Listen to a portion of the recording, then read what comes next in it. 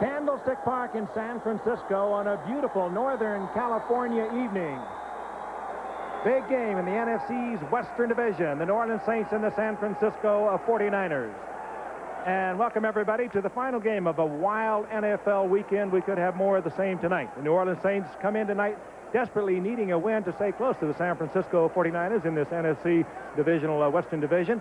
And, of course, the San Francisco 49ers off to a great start. They are 7-1 on this season, but the Saints are coming in with a red-hot quarterback. Bobby Hebert, and a defense is gradually emerging as one of the finest in the NFL. They are on a bit of a roll, but the 49ers, well, you've already seen they have been on a roll throughout the entire decade, and they continue. They know if they win tonight, they will stay tied with the Giants for the NFL's best record, and they will have a 3-game lead over the Rams in their division.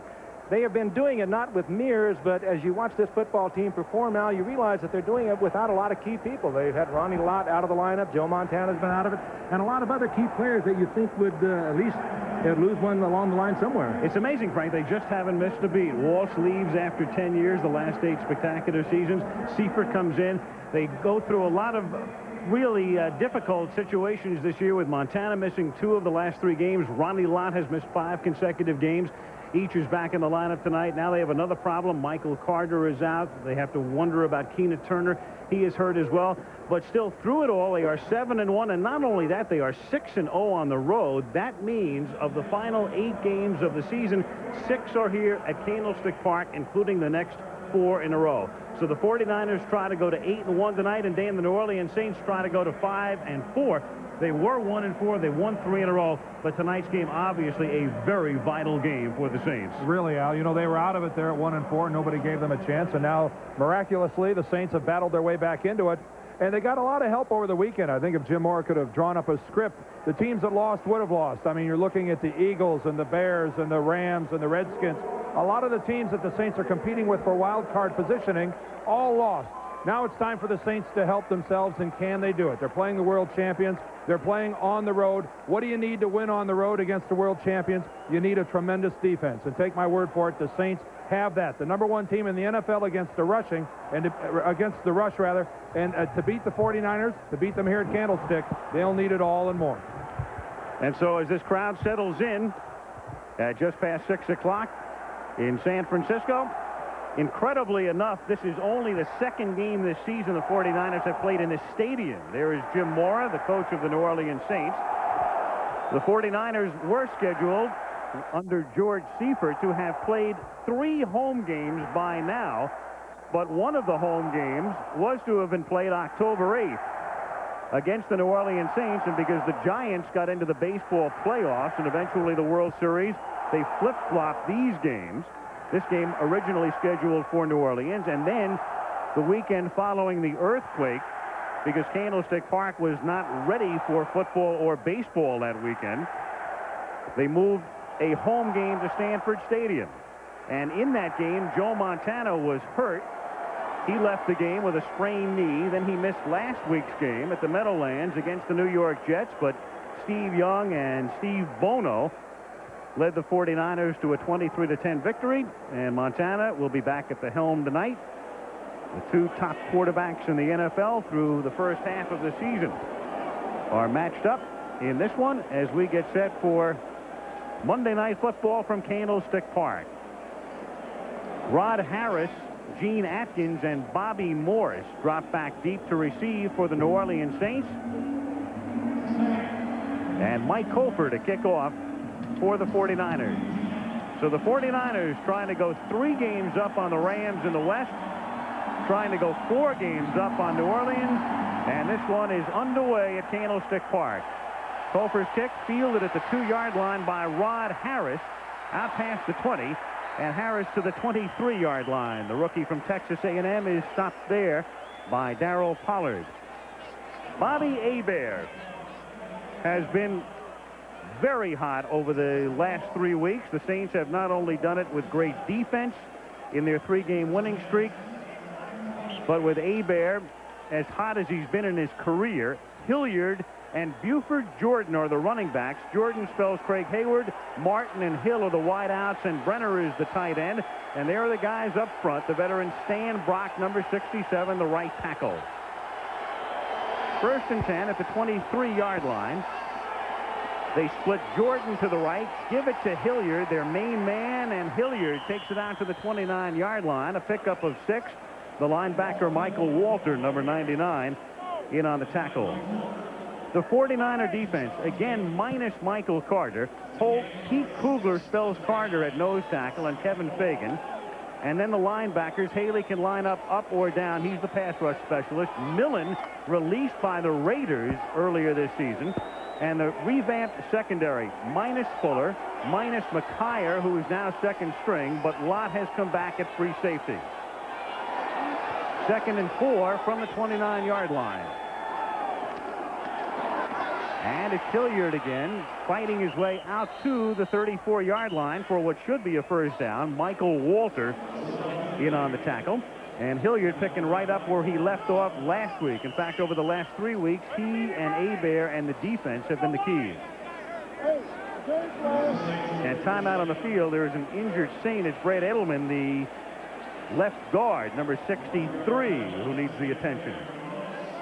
Edelman came into tonight suffering with a back injury, and right now they are looking at the left leg, but he's had on and off back trouble throughout the entire season. Kevin But he's able to put the weight on his foot. He's able to support himself as he goes off, and that's good news for Brad Edelman and the Saints. Al mentioned that it would be Kevin Haberdink who will fill in, the rookie out of Western Michigan. He's big, but obviously inexperienced. 6'5", 285-pounder. So he lines up on the left side with Hebert leading the Saints to the line at the 34-yard line. On 1st and 10, Bobby's first pass of the game is knocked down at the line of scrimmage by the big hand of Haley. Charles Haley, number 94, the sack specialist, batting that one down. Well, you see, the Saints had to make an adjustment. Haberdink came into the line to play, but he's also playing out at left tackle. Dombrowski moves into the inside, and this is nothing but push by Mr. Haley inside, working against Hilgenberg. And that is a pressure move, nothing more than moving your man back a couple of yards and then timing your leap to knock it down. Great feel for the ball, Charles Haley. Saints come up in the eye, 2nd and 10 from the 34-yard line. And this is Hilliard finding the hole out past the 40 and then pushed back by Kevin Fagan, number 75, and that'll set up a 3rd down and about 3. Saints use Hilliard much as the 49ers use Roger Craig. He is the principal man in the running game. Last week against Atlanta, he had 190 yards of offense, 93 rushing, 97 receiving. And they'll use him much as the 49ers will use Roger Craig. Very similar offenses, too. They're very high percentage stuff. They don't take a lot of risk either ball club. They'll throw the ball underneath to the back, do some slant ends, do some crossing patterns. Both of them very high percentage with their offensive scheme. Out of the shotgun, 3rd and a long 3. The Niners nearly jump, and in fact, contact is made, and all kinds of flags are thrown. 4, in fact. Well, you can see the Saints jump a little bit, but if one of the 49ers touched him before he moved, 78 defense. That's it. 5 yards, first down. Pierce Holtz, and he came across the line and made contact. And that's the end of that play. There's Holtz. Oh, and you see his left arm come out, and he hit Steve Trapillo, the right guard. So that's an easy first down for New Orleans. And that's back-to-back first downs for the Saints. Out at the 45-yard line. 1st and 10. Fake to Hilliard, and look out. And would you say that Holt made up for that last penalty? That's what he had in mind on the last play. That was naked as Bobby Hebert rolling out naked, sending backs to the left. Nobody even touched Holt, and he was into Hebert before he could do anything. Here's Holt right here, and this is nothing more than honoring your responsibilities. Everything goes away. The right guard pulls away. The right tackle pulls away. They're faking a trap, but Pierce Holt is buying none of that. He's going to go upfield. Boy, you need a defensive end who's going to bite and close in on the trap coming at him, and Pierce Holt did not oblige. 3.5 sacks this season now for Pierce Holt. second down and 19 from the 36-yard line. And Hilliard takes it out to the 40. It'll be third down and about 16 with Eric Wright and Johnny Jackson converging on the tackle. Dalton Hilliard out of LSU, Bobby Hebert out of Northwestern Louisiana. Saints like to stay at home. A lot of fellas, not only from Southeastern Conference schools and schools in Louisiana, but from the area, and a lot of their key people as well, guys like Floyd Turner, Paul Frazier, the rookies, upholding the tradition. Third and 14 from the 41.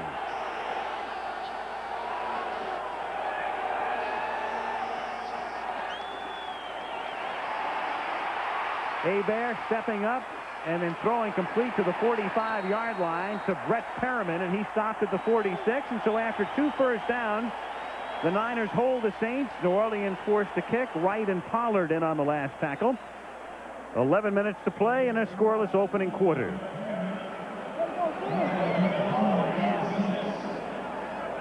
Tommy Barnhart to kick. That number on the left, the average, is not very good, but it's very deceiving.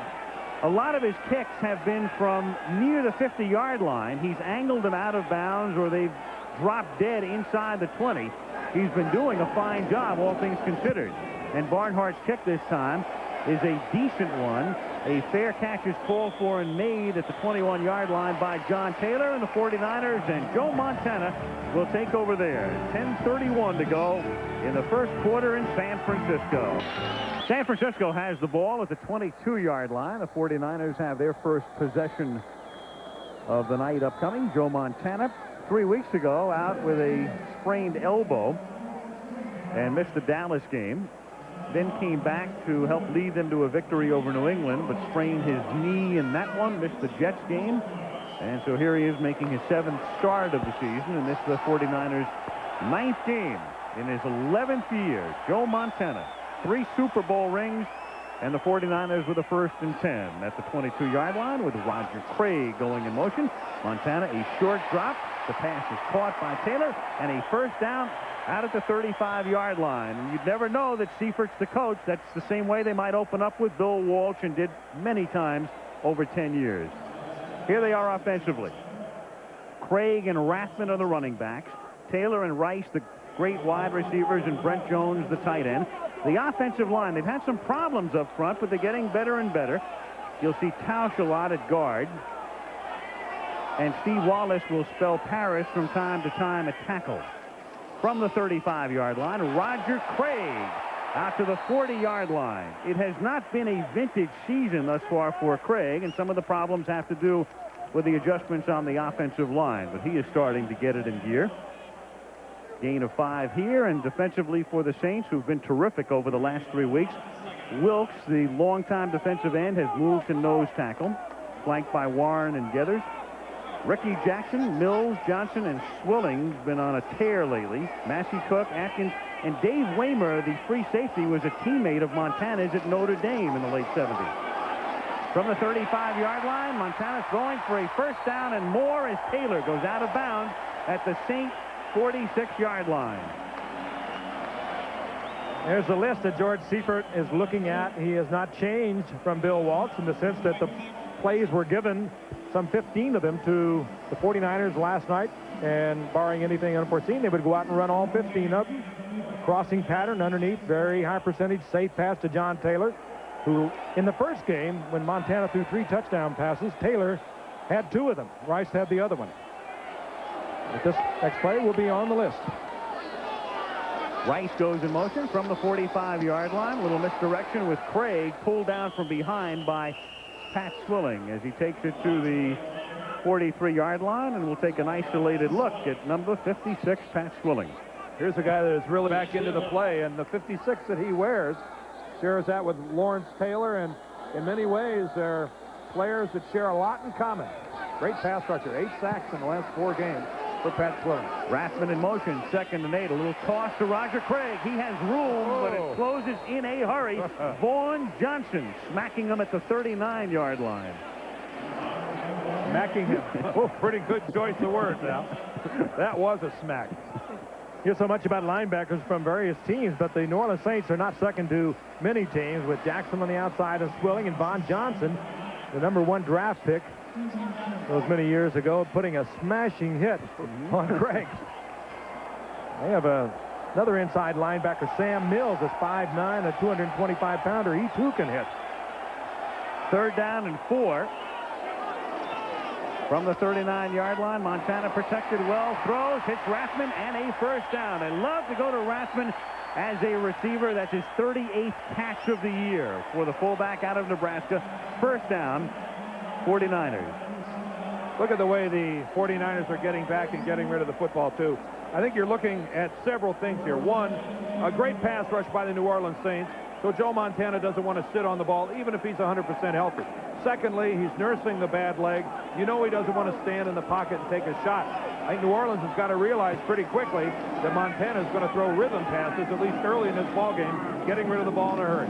From the 34-yard line, Craig goes through the middle. There's not much there, and he picks up about 2. So the 49ers, as they did with Walsh, a lot of different looks in the early stages of the game, running and passing and mixing it up very, very well. New Orleans coming into tonight led the NFL against the rush. They have allowed only 77 yards per game average running the ball, but again, Gifford will, as you look at the last 3 games, but you've got to keep that defense honest, so you'll see Craig sent inside just to make sure they don't disregard the run totally and go for Montana in the pass. 2nd and 8 from the 32-yard line. Montana, that short drop, and then a little slant to Rice. Rice inside the 15, the 10. Touchdown, Jerry Rice. Oh, he's magic. Not bad either. He is bad. That's a crossing pattern. They use it again. It's a high percentage stuff. And Montana with a quick look, short drop, hits Rice, and then Rice just does the rest of it as a great athlete. Well, you can see right off the bat that the 49ers and Joe Montana are not going to tangle with the pass rush of the Saints. 1, 2, 3, drop. This is just an ordinary completion. Robert Massey lost his footing.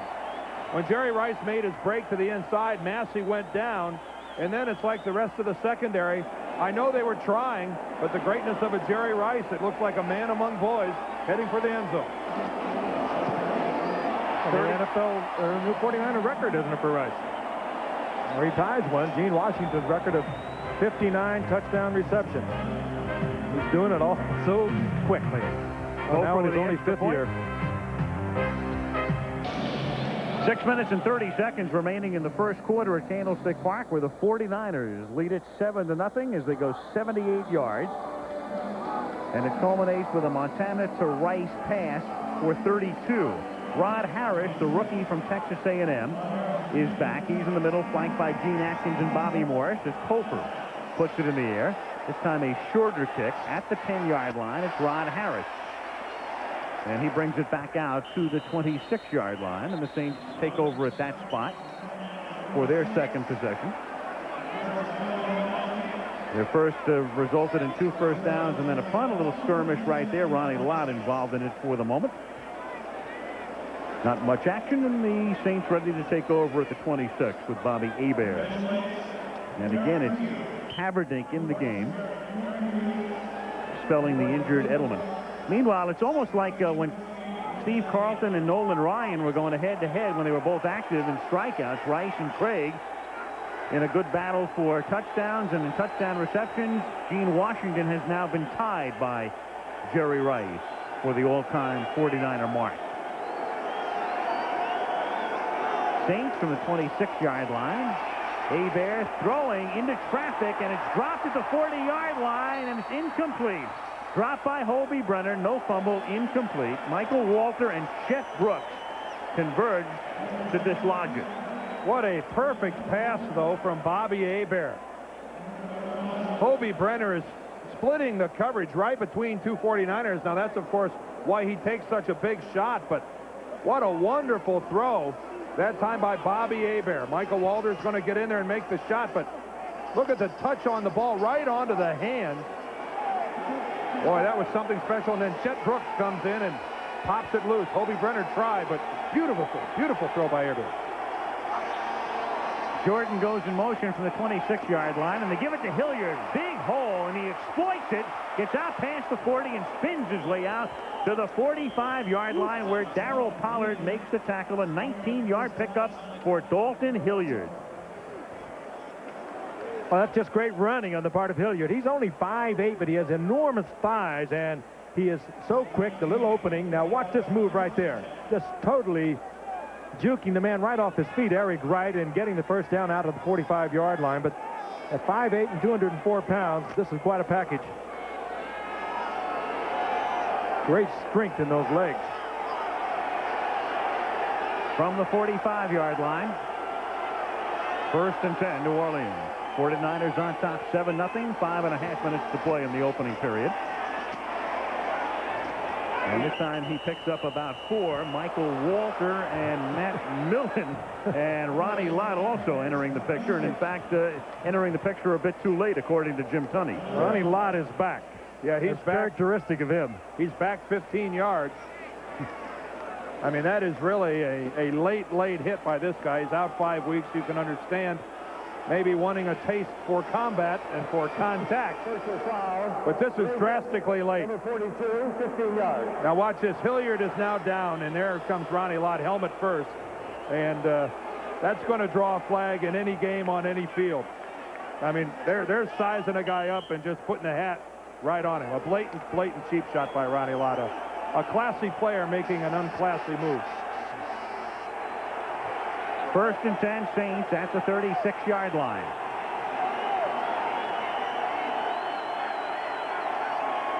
And this time Hilliard is split to the left. Jordan is the sole setback.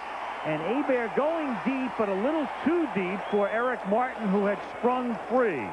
2nd and 10. Martin, a big play man this season. He's averaging almost 19 yards a reception. And that's an area in which the Saints fans had been critical in the past, figuring that New Orleans had been too conservative offensively, and they've begun to open it up just a bit more this season. They've been a big play team passing this year, whereas in the past they haven't. But that time Martin was wide open, crossing with Hill, and Hebert, who had just shown that great touch a few moments ago, and that pass to Brenner just overthrew it. 2nd and 10. Saints at the 49er 36-yard line. And Hilliard gets taken down. A nice tackle made by Kevin Fagan, who got him around the ankles and brought him down at the 34-yard line, short of the first down by about 7. And 3rd and 7 upcoming. And that very well might have been a first down for New Orleans, if not for that tackle by Kevin Fagan. Hilliard was just a half a step from getting around the corner. The only 49er he would have had to deal with was Ronnie Lott, and that would have been for another 6 or 7 yards down the field. 3rd and 7 with Hebert out of the shotgun from the 33-yard line.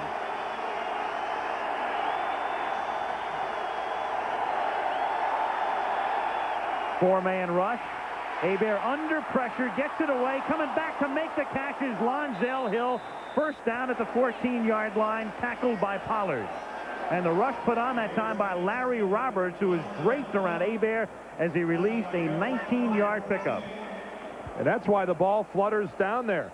I mean, this might have been a situation where Roberts could have come to the sidelines receiving congratulations for causing an interception. As this ball comes out of here real slow, and it's really a pop-up.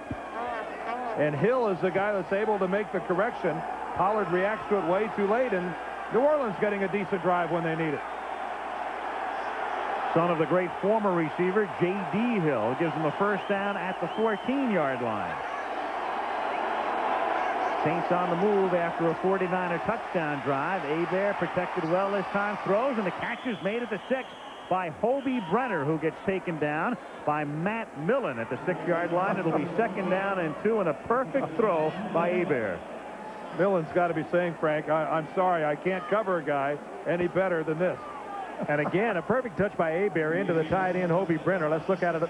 This time, Brenner comes down with the football, and Millen is right there, the former Pro Bowler from the Raiders. He was draped all over Brenner, but Hebert put it just exactly right for Brenner. 2nd and a short 2 at the 6-yard line. 2.5 minutes to go. First quarter, 7-0 San Francisco. Hilliard on 2nd and 2 picks up the first down. It'll be 1st and goal at the 3-yard line. Pushed back by Ronnie Lott, among others. The Saints this season have had 14 first and goal situations, and they've converted 13 of them into touchdowns. So they know how to get it in from here. That is really just an incredible stat. It's the toughest part of the field to get much of anything done. The entire defense is condensed, and to convert 13 out of 14 times into touchdowns, the best in the NFL. 1st and goal just inside the 3-yard line. Jordan takes it to the 1-yard line. Craig Hayward this week missed practice time because of a personal problem, had to go back to Pittsburgh. Jordan's been bothered by a hamstring, but he is now healthy, and that's why he is in there tonight and not Ironhead. He's been out for 4 weeks with that hamstring, and might recall that at the end of last year he had replaced Hayward as a starting fullback, and early in this year he was the starter until he pulled that hamstring, but it has to be just a little bit rusty. He's been out for a long time, and as you mentioned, Hayward with personal problems, sick child, missed a couple of practice days this week. 10th play of the drive coming up, 2nd and goal. Jordan and Hilliard in the backfield. It's Hilliard looking for room, cuts inside, and is over for the touchdown behind Jim Dombrowski. Nice little adjustment made by Hilliard to find the spot and get it in. And the Saints counter a 49er touchdown drive with one of their own. Actually, Dombrowski pulls on the trap. He's moved into left guard since Brad Edelman has left, and he traps Ronnie Lott, who comes across the line of scrimmage. Look at Dombrowski, number 72. He's going to get out in front. See him kick Lott to the outside. It's read by Hilliard, and he jumps back to the inside. A great measure of a team's mental toughness, how well they operate near the goal line. And I think the Saints proving that they're the best in the league, a mentally tough team. Morton Anderson boots it through, and with 1 minute and 15 seconds to play in the first quarter, the game tied 7-7. 49ers trying to go up by 3 in the West, and the Saints trying to make it close in the West. Saints with a long drive that ends with a 1-yard run by Hilliard for the touchdown. The last time these two teams met on October 8th, the Saints that day rushed for a total of 35 yards. Tonight already 53 yards. Anderson's kick taken at the 6-yard line by Terrence Flagler, and he is dropped out at about the 15-yard line by Walter Johnson, number 90. Offensive line, and again, there is Edelman, who had come out of the game. As they talk things over, and we'll be back in a moment. Steve Young is the backup 49er quarterback. He helped lead them to a victory last week, then he had to leave with knee and ankle injuries. Montana back. Joe, as we mentioned, has missed 2 of the last 3 weeks, and you'd never know it on that first drive, leading them 78 yards. And here he begins this one from the 15-yard line. 1st and 10. 1:05 to play, first quarter at Candlestick Park, and the game is tied 7-7. Joe Montana, 108.9 is pass rating for this season. He's first. Hebert is second in the league. Rice goes in motion. Montana 5-step drop, then throws. Wide open is Roger Craig, and Craig almost to the first down marker, not quite. It'll be 2nd and 1. Cook and Johnson in on the tackle. Let's go back and take a look at New Orleans tying touchdown. 300-pound pulling guard. Ronnie has to say, hey, wait a minute, this was not in the job description. Give me another few weeks. 2nd and inches, and they don't get those inches, and Roger Craig gets spun back to the 21 by Frank Warren. So it goes from 2nd and 1 to 3rd and about 4. Well, we've been watching this game for a long time, and when you start talking about numbers like the Saints and their defense are putting up, only 77 yards a game through half of an NFL season on the ground. That's an extraordinary number. It's difficult to lose a game. There's Steve Sidwell, their defensive coordinator. It's tough to lose when you give up less than 100 yards rushing. Third down and 4. Montana on his first roll of the night. Lofts one. It's caught by Rathman. He breaks the tackle, takes it to the 41-yard line as the quarter will come to an end. Rathman on 3rd and 4 makes the catch out to the 41. His second reception of the night. Rathman is their second leading receiver behind only Rice, his 39th of the year. A 21-yard gain, and that takes us to the 15-minute mark. He was not even thinking about stepping out of bounds, Tom Rathman. He loves to play this game. He's out a couple hours early. He just turns it north and south for Tom Rathman. Back after this message and a word from our ABC station. In San Francisco, we start the second quarter. Al Michaels, Frank Gifford, Dan Dierdorf, a 7-7 tie. The 49ers with a 1st and 10 at the 41-yard line. Joe Montana had a perfect first quarter. Saints nearly jumped, but there is no flag. And then the catch is made out at the 45-yard line by John Taylor, his 3rd reception of the night. And we'll take a look at the numbers through the first 15 minutes of play. Meanwhile, Montana is now 7 for 7. Time of possession there. The Saints dominating, but again, we have a 7-7 ball game. And John Taylor, they're laying off John Taylor considerably, and they did that in the last game, and they'll throw to him underneath and just count on his broken field running to make a little one into a big one. And he's very capable of doing it. 2nd and 5. He now sends Taylor wider to the left. And Montana stepping up, firing. Catch is made at the 43-yard line by the tight end, Brent Jones. He takes it to the 37, tackled by Sam Mills, a first down. What a difficult throw for a quarterback to make. First of all, you're unsettled. You have to move to buy a little more time.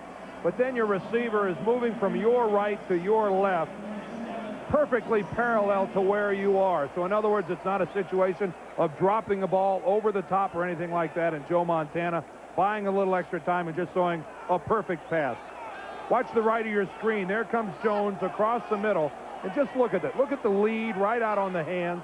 Could not have been better by Joe Montana. 1st and 10 at the 37-yard line. Montana throwing wide open is Rathman, and Rathman is taken down at the 31-yard line after a pickup of about 6. Gene Atkins, the safety, makes the tackle. So many weapons, Rice and Taylor, and they throw to Craig, of course, a lot, and Rathman and Brent Jones.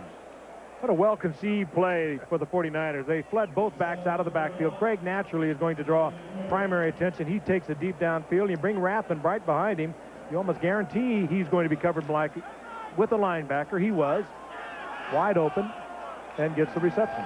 When you throw for 71% or better, that'll win. And Joe Montana, he hasn't missed yet, has he? Yeah, that knee's really bothering him, huh? Yeah. 2nd and 4. Here's Rathman, a first down, taking it to the 26-yard line.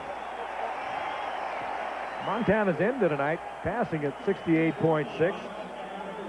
He possibly couldn't have a 70% season. Hasn't been done since Kenny Anderson did it in a strike-shortened season back in '82, and the last time prior to that was way back there, Sammy Baugh. What is he, 9 for 9 so far tonight? Joe Montana off to a perfect start. In 1987, he set the NFL record with 22 consecutive completions over a 2-game period, 5 against Cleveland and then 17 the following week against Green Bay. A little problem at the inception of that play, but no problem at the end for Rathman taking it to the 16-yard line. He is stopped by Dave Waymer. So not the best executed play, but it works nonetheless. I wonder how many of the 49er players understand this play. You had 3 or 4 going one way, 3 or 4 going another. Looked like a fire drill. Look at this. Half the line is one way, half the line is other. Roger Craig is going to his right. Tom Rathman somehow gets the ball from Joe Montana. And if it's not for Dave Waymer, he may have scored. Dave Waymer makes the good open field tackler. Tom Rathman may have found the end zone. And when all is said and done, it's a 9-yard gain. That's the one, if we went to illustrate that play, it would be a whiteout. 2nd and 1 from the 16-yard line. Fake to Rathman, and he fires inside the 5-yard line to Jerry Rice. It'll be 1st and goal. The diabolical Dr. Montana is in the operating room. New Orleans sitting back there in their zone defense, looking for a pass rush. Montana just taking about a 5-step quick drop. Rice reads it right away, steps to the inside, finds that seam, and is wide open, and Montana threads the needle. Well, I know one thing, that Robert Massey, the rookie of the New Orleans Saints, their number 2 draft choice this year, locked up on Jerry Rice, is a mismatch that the 49ers are going to attempt to exploit all night long. Split back set, first and goal from the 2-yard line. They send Rice in motion. Montana on a roll. Montana throws. Touchdown. Jerry Rice again. When you watch the 49ers, you realize that maybe it's not as complicated a game as some people might think. Just get the ball to Jerry Rice. A beautiful, beautiful drive by the 49ers. Precision. 2 beautiful drives by the 49ers. And Rice sets that 49er record that he tied a short while ago. His 11th touchdown this season. Well, Neil Anderson has 10, the Bear running back. Hilliard got his 11th earlier, and now Rice with 2 tonight has 11. And the Niners are on top again with 10.5 minutes to go in the first half. Helton holds. Kofer's kick is good. And the 49ers on 2 long drives lead by a score of 14-7. Jerry Rice came in motion across the backfield. Brett Maxey is going to try to come all the way across, number 39. Antonio Gibson was there, but not his man. But look at Maxey. How'd you like to be Brett Maxey? You got to chase this guy all the way across the field and try to keep him from making just a couple of yards and a touchdown. Not going to happen. Whether it's 2 yards, 20, or 80, this guy's going to score. Shooting about last night in Grant Park, and we ran over after the shooting to get into the stadium. They were playing, the Bears were playing Green Bay Packers. The play I remember, and play everyone remembers, is William. And back at Candlestick Park, 14-7 is the score, with the 49ers on 2 possessions, moving down the field with aplomb and with deftness and with perfection from that man, Joe Montana, who is now 11 for 11. With aplomb and deftness. Aplomb. Isn't it wonderful just to be in the booth with this guy? Marvelous. Let me put this thesaurus away for a second here, get the speed card back out. At the 11-yard line, this is Rod Harris taking it out to the 31-yard line. And, you know, it's an amazing thing. Bill Walsh with such great success, and then George Seifert takes over, and they're picking right up where they left off. Hasn't changed a whole lot either as you look down. And George Seifert, I think, has handled probably one of the major problems anyone has when they replace what basically was a legend around here. Well, how about not only who's coaching, but who's playing? I mean, it doesn't matter whether it's Joe Montana or Steve Bono or Steve Young at quarterback. I mean, they're interchangeable parts. I think you have to look at the organization. You have to start with Eddie DeBartolo and come all the way down the line. This is not just a good football team. This is a good football organization. Or Sonny Bono could probably do it at this point. From the 32-yard line, this is Dalton Hilliard, wrapped up after a gain of 4. And you know, when you see that type of a tackle, that number 42 is at the other end. Ronnie Lott at the 36-yard line. It'll be 2nd down and 6. Meanwhile, good doubleheader coming up for you this week, or what amounts to a split national for us, as the Rose Bowl race really heats up. You will see either Michigan against Illinois, with the winner most likely going to Pasadena January 1st, or USC against Arizona. The Trojans very much in the driver's seat for a return spot at the Rose Bowl that begins at 3:30 Eastern and 12:30 Pacific this Saturday. 2nd and 6 from the 36-yard line. Fake to Hilliard. Hebert with time, throws, and it's broken up, just broken up by Don Griffin at the very last moment.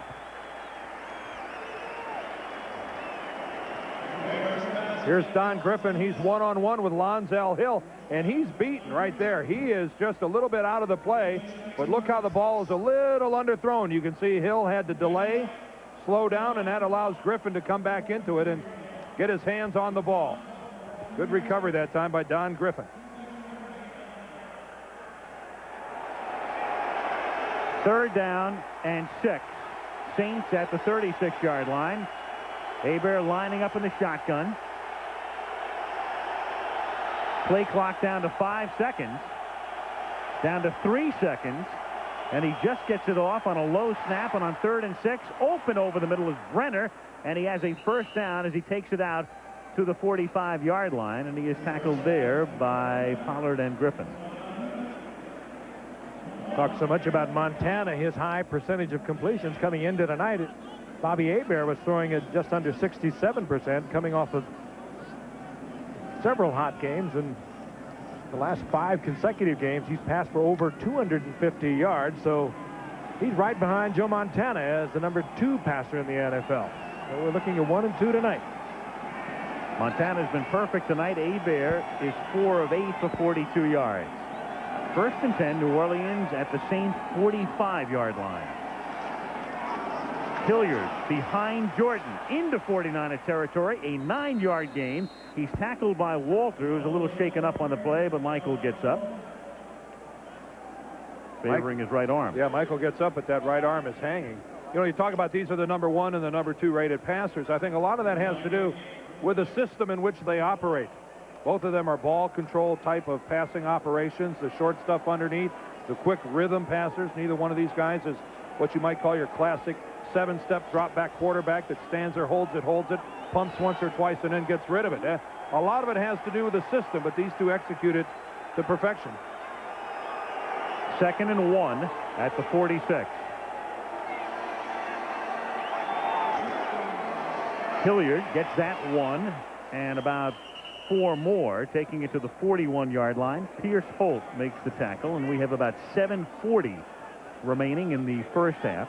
San Francisco on top 14-7. We'll see the Niners twice more on our Monday night schedule. And next week to the House of Pain we go. Warren Moon had a big day yesterday to lead the Oilers over Detroit, but the Bengals have to rebound after losing to the Raiders. Cincinnati and Houston next Monday night. They'll be mumbling something like Bo, Bo, Bo. Yeah. What a remarkable day for Bo Jackson yesterday against Cincinnati. From the 41-yard line. Jackson, by the way, did something. We'll get to it in a second. That nobody else has done as Hebert throws, and it's a little bit behind the intended receiver, Lonzel Hill. You realize that nobody in the history of the National Football League has ever had 2 runs of over 90 yards until Bo Jackson. We saw one of them on Monday Night Football last year up in Seattle, and then again yesterday against the Bengals. We went 92 yesterday and 91 in our game up in Seattle. 2 years ago, I guess it was in Seattle, not last year. He's a threat to do it anytime he gets his hands on. Yep. And both of them runs of the same type, up the far sideline, and someone has the angle on him, and that angle was not to be. Away he went. And in true Raider fashion, both of them around the left side. On 2nd and 10, Hill makes the catch. Hill running parallel along the 25-yard line and is dropped there finally by Michael Walter, a first down. It appears to me, Frank, that the Saints are serving notice after both of the 49er touchdown drives. They've come back with good drives of their own, and Lonzel Hill here keeps it alive. Again, much like the 49ers, we talked about the obvious similarity to the two teams, a little crossing pattern he had to keep in mind. Now, he came close at one point to losing the first down he already had, but he stayed with it and got the first down. But a little crossing pattern again, high percentage stuff. We talked about it earlier. Both the 49ers and the Saints, they like that kind of offense. Consequently, high percentage passing. Jordan in motion after that 16-yard pickup. And this time Hilliard is wrapped up by Haley, but he's still able to fight forward to pick up an extra 1.5 yards or 2 yards, taking it down to the 21-yard line. I think if the one thing that's been overlooked over really the decade of the 80s with these 49ers and lost in so much of the celebrity of Joe Montana and Roger Craig and now Jerry Rice, is the fact that this defensive unit has been absolutely superb and coached by this man for so many years under Bill Walsh. They were the top team in the NFL in 1987. They were 3rd last year, and they're always right there in the top 5, and that makes a big difference. They get the ball back, great field position for their offense. 2nd and 7 from the 22-yard line. Hilliard, and he's wrapped up as Pollard and Walter converge on the tackle for no gain. It'll be 3rd down and 6.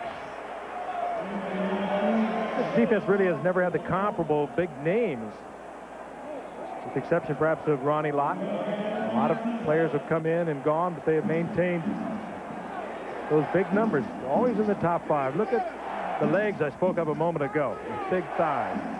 He's only 5'8", but he weighs 204 pounds, and so much of it in the lower part of his body. Hebert from the shotgun, 3rd down and 7 from just inside the 22-yard line.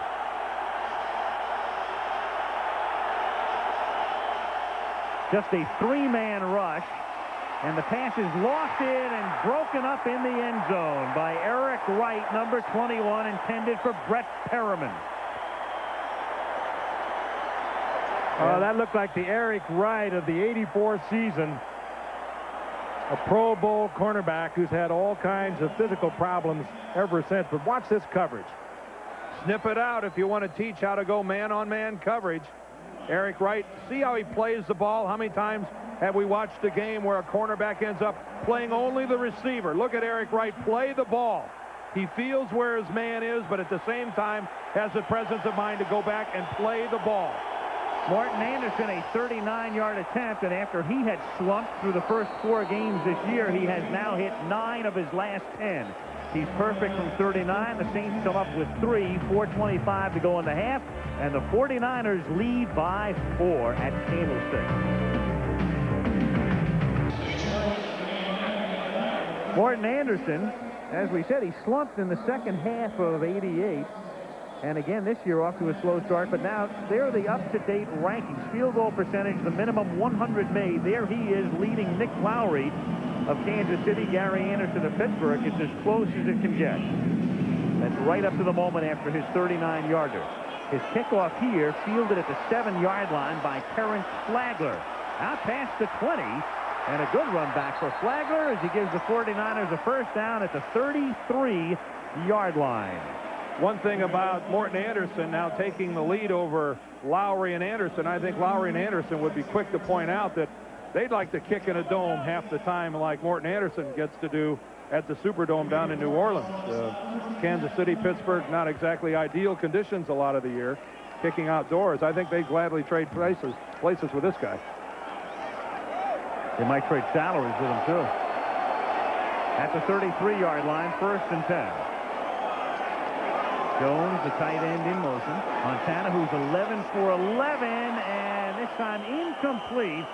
Unable to hold on is Brent Jones. So the record for most consecutive completions in the game, 20.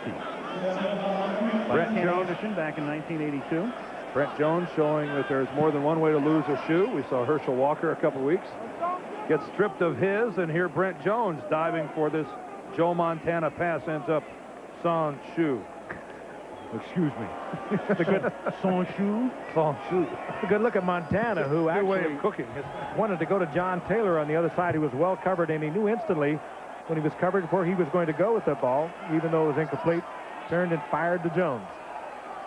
And he delivered that with deftness and aplomb. Thank you. 2nd and 10. Over the middle, it's incomplete. So Montana, after hitting 11 straight, gets decked here. Flag goes down very late.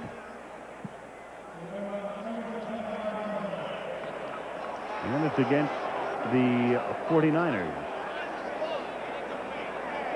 who have been near perfect on their 2 drives. Jim Tunney has been not a very busy man tonight. Very few flags in the game.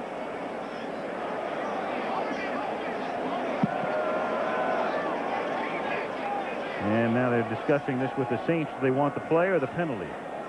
Morris has pushed him back. 61. 10 yards. Still 2nd down. Well, it's a 10-yard penalty, so his choice there, do you want it to be 2nd and 20 or 3rd and 10? Well, I think what Jim Mora wants is to take the 2nd and 20 and let his guys do a little pass rushing, something they've been doing very well lately. It's an interesting option, though. Joe Montana's been doing a lot of completing lately, too. Yeah, gives Montana an extra pass. And he throws this one a little swing out to Rathman. And Rathman gets about half the distance needed for that first down as Vaughn Johnson bumps him out of bounds out near the 33-yard line. And they're about 10 yards shy of the first. But on 2nd and 20, you get half of it back. Now you're looking at a 3rd and 10. And so you can go with something, again, with a little higher percentage of possibility of completion and less of the percentage for interception of the sack. They're back to where they would have been anyway had they declined the penalty. 3rd and 10. 3:57 to play. First half, 14-10 San Francisco.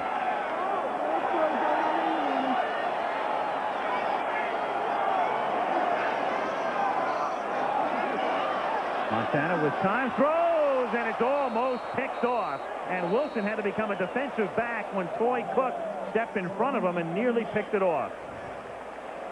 Big play by Wilson to save the interception. Montana just a little slow getting it out to Wilson, and Toy Cook had played it absolutely perfectly. Wilson hangs on to the right arm of Cook, or he's gone. Watch Cook. He's actually got the ball, but look at Wilson hold on to that right arm. Cook is trying to gather it in with his left arm, but Mike Wilson hanging on to the right arm, pulling it down towards his waist, doesn't allow the interception. That would have been an easy touchdown. Barry Hilton's first kick of the night. A low line drive fielded on the run at the 30-yard line by Rod Harris, and he gets spilled out at the 38-yard line by Bill Romanowski. New Orleans ball, 3:42 to go in the first half, and San Francisco ahead by 4. In terms of points overcome to win a game, it was the greatest comeback in NFL history. New Orleans led by 28 at halftime, but Lenville Elliott tied the game with this run in regulation. Ray Wersching won it with a field goal in overtime, and the Niners beat the Saints 38-35. As you look at that shot just to the left of that post on your screen, Jim Finks, the president, GM of the Saints, and of course a man who a lot of people thought would be the commissioner, is not, remains in his role at New Orleans with Paul Tagliabue, the new commissioner, and in fact Paul is here tonight watching this one. And it's a good one. Late in the first half, Craig Hayward is in the game for the first time. He stays in the block, and Hebert's throw out to the 45-yard line, and Dalton Hilliard makes the catch there for a gain of about 5. Now, at the half tonight, we will have for you, as usual, Monday Night Football greatest moments, and Don Majkowski, the Green Bay quarterback who led the Packers to that thrilling victory over Chicago yesterday, and of course the replay controversy. And Lynn Swann will be talking to the Packer QB at halftime. 2nd and long 5. Hayward is in the slot to the left, and Dalton Hilliard has the football. And he's wrapped up by Michael Walter after a gain of a couple. And upcoming will be a 3rd and about 3 from the 47-yard line. This game is just flying by. 2:45 on the clock and ticking away here at the end of the first half. And this game just a little over an hour old. A very well-played game. The execution by both offenses. There's Carl Smith, the offensive coordinator of the New Orleans Saints. And both offensive teams tonight have been clicking. 3rd and a short 3 from the 48-yard line.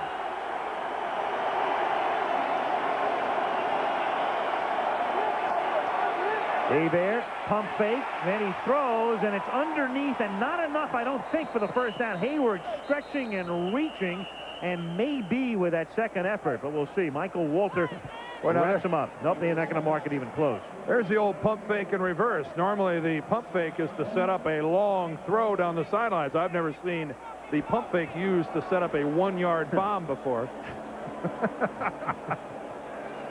He was down. You'll watch. He's down, and then he tries to reach, and there he is.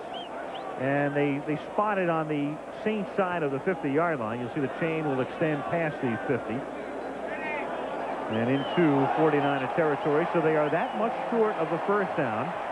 4th and inches. Oh, a tough call for Jim Mora. Boy, this is one you really mull around for a while.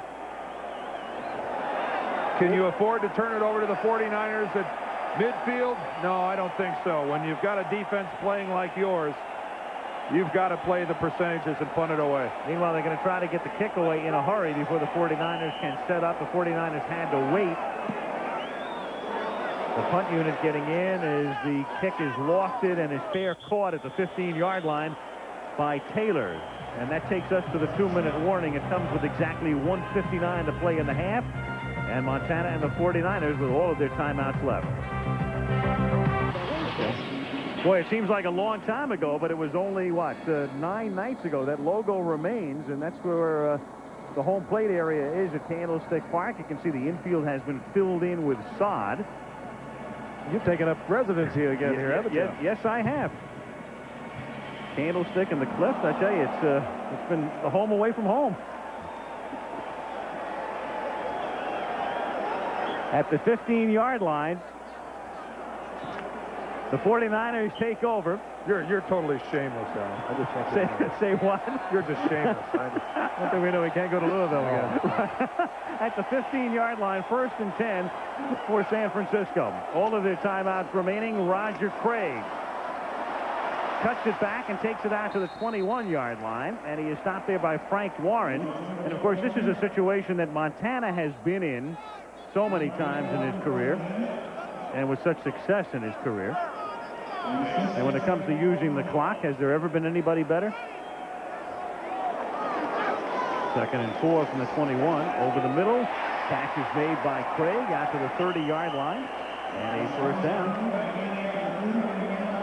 You'll also be very cautious, too, with the 4-point lead. Johnny Unitas wasn't too bad at using the clock, was he? Little throw out to Craig. And Toy Cook makes the tackle. Well, in terms of contemporary quarterbacks. Yeah, well, the ones with plastic helmets, you mean, as opposed to leather. Yep. And Johnny can get it done. Yep. And so can Joe, who'll go over to talk to Seifert. And Mike Holmgren as well. Timeout, San Francisco. Earthquake. And tonight, the National Football League owners, through NFL Charities, made the largest single grant in the history of their charitable organization. And NFL Charities checked for $1 million to the United Way of America to specifically assist victims of the earthquake that struck northern and central California. In addition, San Francisco 49er owner Eddie DiBartolo Jr. made another $250,000 donation on behalf of his family and the 49ers. Making these contributions to United Way, President William Aramini, our newly elected NFL Commissioner Paul Tagliabue, and 49ers owner Edward J. DiBartolo Jr. The NFL owners now have made contributions totaling nearly $11 million through NFL Charities. And what I've noticed here, Al, and of course you know this area so much better, is the courage and the way these people have come together. This is city once again, and casual talk about it, but that disaster that took place here on the 17th, I mean, it's almost forgotten here. Well, it's terrible, and the after effects are going to be felt for a while. There's no question about that. But, I mean, the city is standing in all of its regal splendor. You guys have been downtown the past couple of days. There's a traffic problem. There's no question about that. The Bay Bridge is still down and will be until the end of November. They'll get that back in working order, and then things will start to really get back to normal. But the folks in San Francisco are saying, hey, look, we're resilient. We're coming back, and come and visit us is what they're really saying. I think the key to all this, though, is quite simple. There's still a great deal of work to be done, and there's still lots of ways to help. Flag is down on 2nd and 4, and Montana just throws it away, and there isn't a red shirt within 15 yards. And there was a penalty marker at the inception of the play. Just want to finish that up by saying, how much work is still left to be done here in the Bay Area, and there's still ways to help. You can still make a donation to organizations like the United Way and designate that you wanted to go to Northern California to assist in the rebuilding process, and it will be going on here for a long time. Defense. Still 2nd down. I think you're right, Dan. There's a tendency as time goes on to forget about it, and this one should not be forgotten. The resiliency, however, these people in this area, absolutely amazing to me.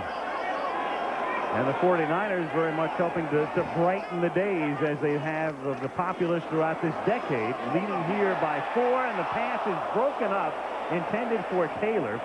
John Taylor sprinting down the sidelines, and it was Milton Mack who was back there with him. He plays in the nickel and dime packages. And as good as the offenses have been playing so far, we've also seen some outstanding examples of coverage in the secondary. And this is going to be one of them by Milton Mack. See, look at that left arm, how he digs it in there. That's the kind of contact that you can still get away with as long as it's not blatant. And that's good defense, Frank. I'll tell you, it's also it's a strange defense to have one man on a dangerous receiver like John Taylor, which obviously tells you whether concentrating, and that's against Jerry Rice on the opposite side of the field. I think you can assume there were 2 on Rice. 2nd and 10. And the pass is caught by Rice. Rice sprints into Saint territory. Has a first down at the 45-yard line. Clock ticking down to 50 seconds now. 49ers have a pair of timeouts remaining. And they won't use one here as Montana leads them up to the line at the 45. 1st and 10. Taylor on a slant in. Breaks 2 tackles inside the 20. Inside the 10. Taylor in for the touchdown.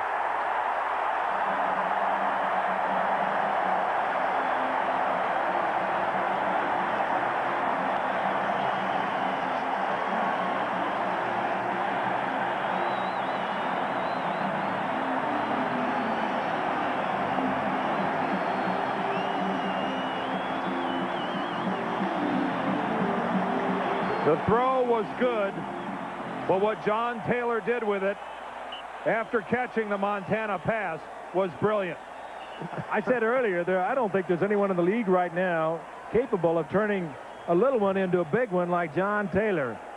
Great return man. Jerry Rice shaken up on that play and being assisted off the field, but John Taylor took the little simple down and in and just turned it into a thing of beauty. Well, he broke a couple of tackles, and then he dragged Dave Waymer for about 3 or 4 yards, and then as he's going down, leans out with his right arm and just lays the football right across the goal line. That's a big-time play by John Taylor. He had 2 4 weeks ago in a 24-20 win over the Saints, and a year ago he had another one against the Saints, so he has been quite a force. John Taylor out of Delaware State. I wouldn't say their program was in disarray when he went to school there, but about 2 years prior to his going to Delaware State, they lost a football game 105-0. So he really came out of nowhere. And it wasn't against the University of Houston. No. He was looking for a place where he could play, I guess. Take a look at it again. Again, he ties up with Milton Mack. And Montana just simple little completion over the middle of it. He does all the rest. Watch how he drags Waymer, though, into the end zone. But watch how he lays out with the ball. Boy, we were blocked. Oh, just at the last minute. But he protected it, too, to make sure it wouldn't be stripped, knowing that Waymer would try to strip the ball. Here he is again with that great broken field runner. Of course, an excellent punt return man. Now watch him cover the football right here. He knows Waymer's going to try to strip it and just reaches out and gets the 6. Lays it right out across the goal line. Oh, nice. Very nice. Good look at it, guys. John Taylor came upon the scene last year with his reception in the Super Bowl. Won the game for the 49ers, and that was much the same reaction by Joe Montana back in January. I think if you're going to be a wide receiver on a team that likes to throw the ball like the 49ers, well, you may as well be a wide receiver on a team that has a Jerry Rice on the other side. Because twice now, other than going to Rice, who was drawing the double coverage, Montana twice went to Taylor, just missed him off his fingertips on a play just before, and this time he hits him and Taylor does the rest of it. Meanwhile, as it turned out, it didn't even matter what New Orleans did on 4th and inches. They punted, and they still watched the 49ers march it down 85 yards instead of 50. Those are awesome numbers, aren't they? Guess they should have gone for it. Yeah. Saints have allowed only 5 touchdown passes of 20-plus yards this season, and that man right there has thrown that entire handful. Kofer's kick. Ground ball taken at the 6-yard line. And this is the rookie Frazier. Paul Frazier out of northwestern Louisiana. Out to the 29. They're going to give Rice some early treatment, but Jerry looks like he'll be able to return in the second half as the clock ticks down. Right now it's stopped with exactly 21 seconds to play in the half. Jerry walking in with Lindsey McLean, the 49ers trainer.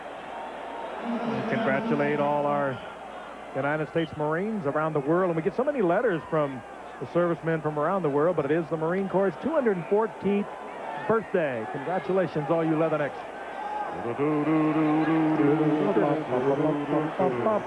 And I'm not sure they can stop Jerry Rice. At the 29-yard line, Hebert and the Saints, they have all of their timeouts left. Not that it matters at 21 seconds. But Bobby is going to throw over the middle, and the catch is made by Hilliard, and the Saints will take a timeout. The thing is, with Morton Anderson as your field goal kicker, you got a decent shot if you can get it to within 55. Well, when you look at where the Saints are, I mean, a loss tonight, they drop below 500. I mean, I don't see where they're in a position to squander any opportunity to try to put some points on the board. Well, Al's got a point. Anderson has kicked one from 55 yards out, and he did that off a natural surface. Did that out in Denver a few years ago. So he's certainly capable of reaching it, and they don't have to advance it too far to give Anderson a shot at it. Well, what you'd have to do is you'd have to get it, let's see, 12, 22, about another 20. If you can pick up 25 yards on this play to go out of bounds, take a timeout, then you got a shot. Or else you could try it from right here. Yeah, right. In which case you'd have an 80-yarder. No, that's when you call for Tom Dempsey, right? Well, somebody's going to kick an 80-yarder sooner or later. Well, we could make our 900 number. Certainly one of our highlights. That's true. By the way, we're going to take a look and give you a chance to vote on the top performance, individual performance in the 70s. Boy, that was tough to thin that one down. There were some great ones. That's at halftime. I guess I didn't make that one either. You don't know, though. Second down and 2 from the 36-yard line. Niners nearly jump a 3-man rush. Hebert fires and fires behind the intended receiver, Eric Martin. 10 seconds now left, third down.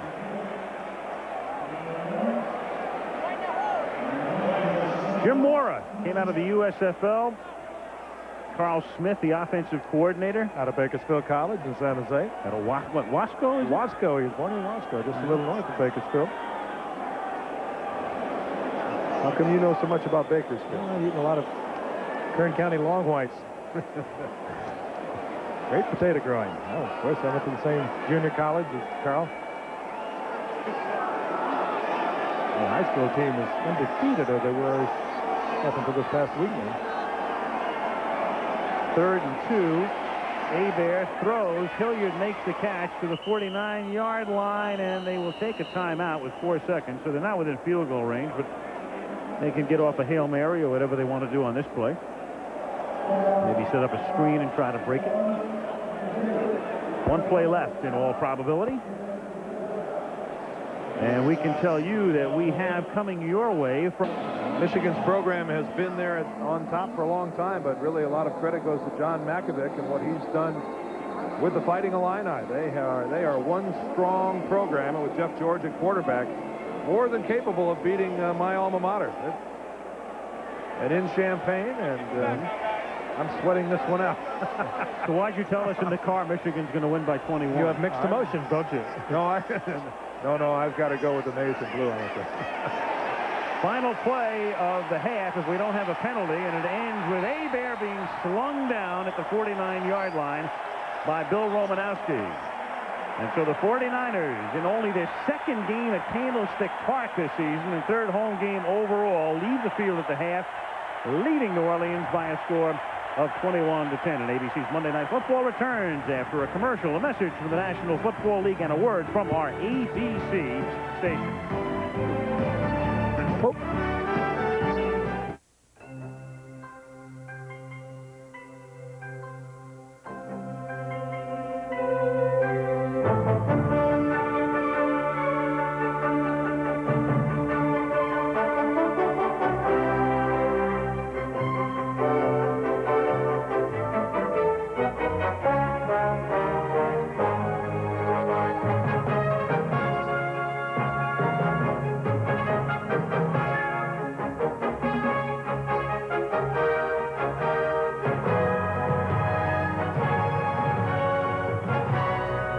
Tribute.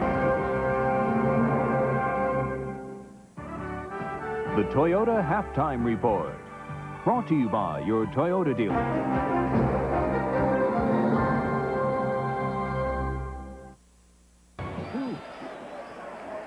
And we're back at Candlestick Park in San Francisco. Bubba Paris. Looming large on our screen. Asked Bubba what he weighed yesterday, and he wouldn't tell me. I said, Bubba, it's a great chance to lie. I'll say whatever it is. He said, how about 270? I said, you stretched it too far. 49ers receive the second half kickoff, which is run back out to the 15-yard line. The return by Spencer Tillman. And San Francisco with an 11-point lead. And Joe Montana at the helm, taking over at that spot. Joe in the first half, 16 out of 19 for 223 yards, 3 touchdowns. And there it is for the season now. His completion percentage is an incredible 70.1%. And we say incredible because if he were to finish over 70%, he would be one of only 3 quarterbacks in the history of the league to do that. From the 15-yard line, Rathman goes in motion. Craig takes the toss. Can't turn the corner, and he gets buried back of the line of scrimmage. Robert Massey, rookie out of North Carolina Central, comes up to do it. The 2 quarterbacks over 70%, Kenny Anderson in 1982, a strike season, and Sammy Baugh in 1945. And there it is graphically for you. I think the other thing you have to take into consideration when you look at the first half of the year that Joe Montana has had is the fact that he's only thrown 3 interceptions. I mean, not only is he completing a lot of his passes, over 70%, but it's the fact that his decision-making is so good. Only 3 interceptions is excellent. 2nd and 12, and Montana is able to cover it himself back at the 12-yard line. You know, the architecture of the offense leans towards the high percentage. Joe Montana's career is over 63%. And nothing has changed. Bill Walsh is gone, but the offense is so very similar. High percentage stuff all the way. And Joe Montana perhaps reads the defense as well as anyone. He reads it so quickly and takes that 1, 2, 3. Primary receiver is not there. He knows where the other one is. And then he knows where a third one is. 3rd and 13, and by the way, when the half ended, you saw Jerry Rice going back to the locker room, but he's all right. Back in the lineup right now on 3rd and 13. Montana, flag is thrown. Pass is high and is dropped at the 26 by Brent Jones, and we'll see about the flag. Brett Maxey covering. Ball is against San Francisco, so it's a sputtering start for the 49ers here in the 3rd period.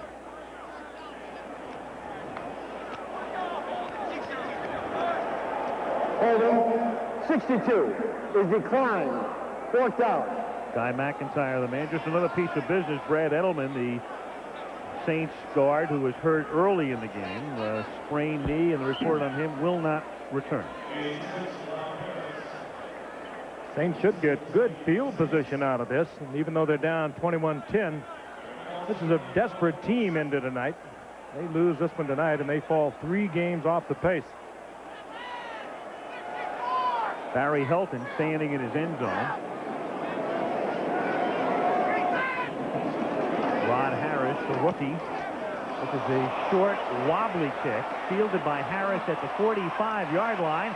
Harris gets inside the 40, cuts back to the outside and takes it to the 30, and indeed they have good field position. Stopped by Brent Jones after a 33-yard punt and a 15-yard run back. This is the kind of field position that a team just can't afford to squander. When you're trailing by 11 points and you get a chance to open up shop with your first possession in the second half at the 30-yard line, you just have to come away with points, preferably a touchdown. And right now, it's a lot of pressure being put on the shoulders of San Francisco and their defensive team. Tough to start at the 30. Again, with Edelman out, Dombrowski has moved to left guard. Haverdink, the rookie from Western Michigan, at left tackle. 1st and 10, New Orleans from the 30-yard line. Hebert fires it out to Hilliard, and Dalton has it down to the 25-yard line. It'll be 2nd down and 4. Chet Brooks, second-year man out of Texas A&M in that revamped secondary, makes the tackle. And again, as we talk about Montana and what a season he's having, we'll go back to what we said earlier about Hebert, and if Montana wasn't having that season, you'd be looking at the leading passer in the NFL. He came into tonight just under 67% completion. Having a big year, Bobby Hebert. 2nd and 4 from just inside the 25. Hilliard, and he is pushed back after a minimal gain by Pierce Holt. And so it'll be 3rd down. Pierce Holt, the fellow who didn't go to college until he was 22 years old, and he is shaken up on the play. Went to Angelo State. There he is. He's 27, even though he's in only his 2nd season in the league. Again, he went to work at a number of jobs, went to school late bloomer. And now he comes, and Larry Roberts replaces him.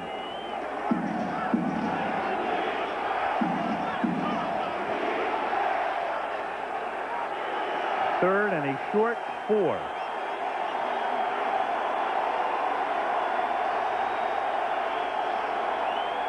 Martin in motion. Hebert pump fakes toward Martin, then throws, and inside the 10-yard line, Hobie Brenner reaches for it and makes the play inside of Matt Millen. And another great pass, great touch by Bobby Hebert. He didn't want to go there. He was looking deep, looking for Eric Martin. He was not open. He finds Hobie Brenner just as he was about to run out of real estate and run out of bounds, and gets the first down with a beautiful touch as Hobie Brenner uncovers. Romanowski is right there with Hobie Brenner. I mean, again, his coverage on the short side of it was pretty good. Matt Millen was coming in from behind. And there's an example of the rollout that Hebert used. He bought a lot of extra time, strung it out all the way to the sideline to get the opportunity, allow his man to get open. First and goal inside the 8. This is Hilliard. And Hilliard takes it down to the 5-yard line. And we talked about the Saints before, how proficient they are on first and goal. The last 15 times they've had a first and goal, they have scored touchdowns on 14 occasions. Of course, this is a little stiffer test of that first and goal. The numbers that they have put up, having to start all the way out, this time out by the 8.5, 9-yard line. So first and aways on first and goal. At the 6 on second and goal. Martin to the left, Hill to the right. Jordan in motion. And Hebert throws it out of the end zone. Nobody was open. Eric Martin was cutting across the back of the end zone, but the pass not even close. Third and goal. Good coverage by the 49ers. He wanted Buford Jordan in the flat. Jordan wasn't there. Looked in the end zone. Everyone locked up. And very wisely throws it out of the end zone.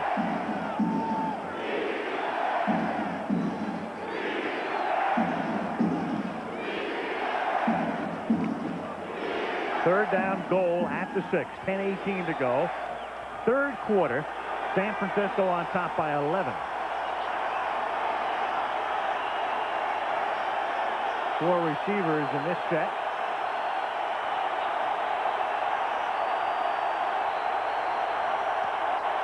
Jordan stays in the block. Hebert under pressure, and that one's not even close. Intended for the rookie Floyd Turner. Well, credit that one to the pass rush. A line stunt up front by the 49ers is what caused Bobby Hebert to have to throw that thing from back on his heels and on his way down. Watch the right side of your screen. There comes Charles Haley all the way down to the inside, and then it's the loop to the outside by Pierce Holt, who's back into the game, and Bobby Hebert, no chance to set up and step into his throw. A doomed play from the beginning if you can't block the defensive line. John Fourcade holds for Morton Anderson, a 24-yard attempt. He's already made one from 39, and this one is perfect. And that draws New Orleans to within 8. So it's 10-10 to go in the third quarter at Candlestick Park. It's 21-13, 49ers. And I think starting with at the 30, they wanted more than a field goal.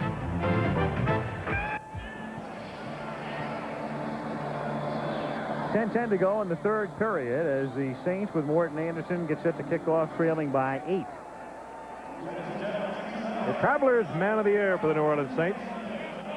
Not only a great kicker, we showed you his numbers earlier, back in the lead percentage-wise in the NFL, but also does a lot of good things around the community of New Orleans.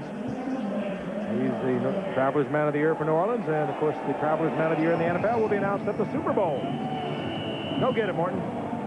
Super Bowl in New Orleans this year as Anderson puts it in the air, and it's a good, deep, very deep kick. I guess. Yep, and there's your touchback, folks. Spencer Tillman. So the 49ers, who stumbled on their first possession of the second half, take over here. George Seifert, 49-year-old head coach of the 49ers. Funny thing about Seifert, you know, he was considered for the Cleveland job. That was open. When Marty Schottenheimer left to go to Kansas City, they were interviewing several candidates. In fact, Gifford was on his way to Cleveland. He called his wife from the air phone in the airplane. She said, "You better come home. I think you're the 49ers' new head man." And back he came. That was 3 or 4 days after the Super Bowl when Bill Walsh decided that was the end. Good thing she was home. Yeah. Like Harris Barton got a bit of a quick start. Right tackle. Ball start, number 79. Still first down. 1st and 15. The other thing about Seifert, you talk about a guy living out a dream. Here's a fellow who goes to high school in San Francisco, to Poly High, and when he was going to school there as a student, he used to usher at Kezar Stadium for the 49er games. Where is Poly High from where we are now, Al? I'd say it's about 5.3 miles north by northwest. I'm going to do helicopter reports in my next life. 1st and 15 from the 15-yard line. Sooner than you think. Oh, yeah, you're coming with me as the navigator. Jerry Rice, the intended receiver. 2nd down and 15. And again, we have to reiterate how slowly the 49ers are starting out the second half offensively. I mean, this is a situation where to go 3 and out and have to punt the ball away will set up New Orleans in good field position. Right now, the most important thing for the 49ers, not necessarily points, but at least a couple of first downs. I get the feeling they should go back to that playbook, the first page that they opened this game with. Go back to those first 15 plays once again. They totally dominated in the early going. 2nd and 15. Montana, who is 0 for 2 in this half, has to escape some pressure from Mills and then throws, and the catch is made at the 33, but dropped and fumbled out of bounds at the 39-yard line by Taylor. Oh, and now they're ruling incomplete, saying he didn't have control of it. John Taylor takes a couple of steps while the football is up against his body, but he must have possession. He's got to put the ball away. He cannot be juggling the ball. Let's take a look at it. He's going to have to reach a little high to get it. There he goes, and he brings the ball down. Ooh, that is very, very close. That is very close, and I think they're going to take a look at this. If he gets both feet down, he has to get the left foot and the right foot down with possession. Bill Fetty is the replay official. Maybe we can see it again. Maybe we can just speed it up to regular speed, and you can see how it would be very difficult to make that call on the field. But again, does he have possession? Gets hit there by Waymer. There's the right. Now again, we're going to have to see something that is so conclusive that they can overturn. All right, let's look. There's the left. There's the right, and he still has the ball. Yeah. By a fraction of a second, when the right foot hit the ground, which was his second foot, it appeared that he still had the ball under control. All right, here's super slow motion. Let's look at it. There's the left. All right, let's see, where is the ball when the right touches? He's got it. He appears to have control of it and then loses it. Oh, that's so close. That is close. There's no argument that we're dealing in absolutely 100ths of seconds. And then again, a reminder that it has to be so conclusive to overturn the officials. The play stands. 3rd down. And I think that's the ruling from the replay booth, is that we just didn't see enough that we could flat out say that's what it was to overturn the officials on the field.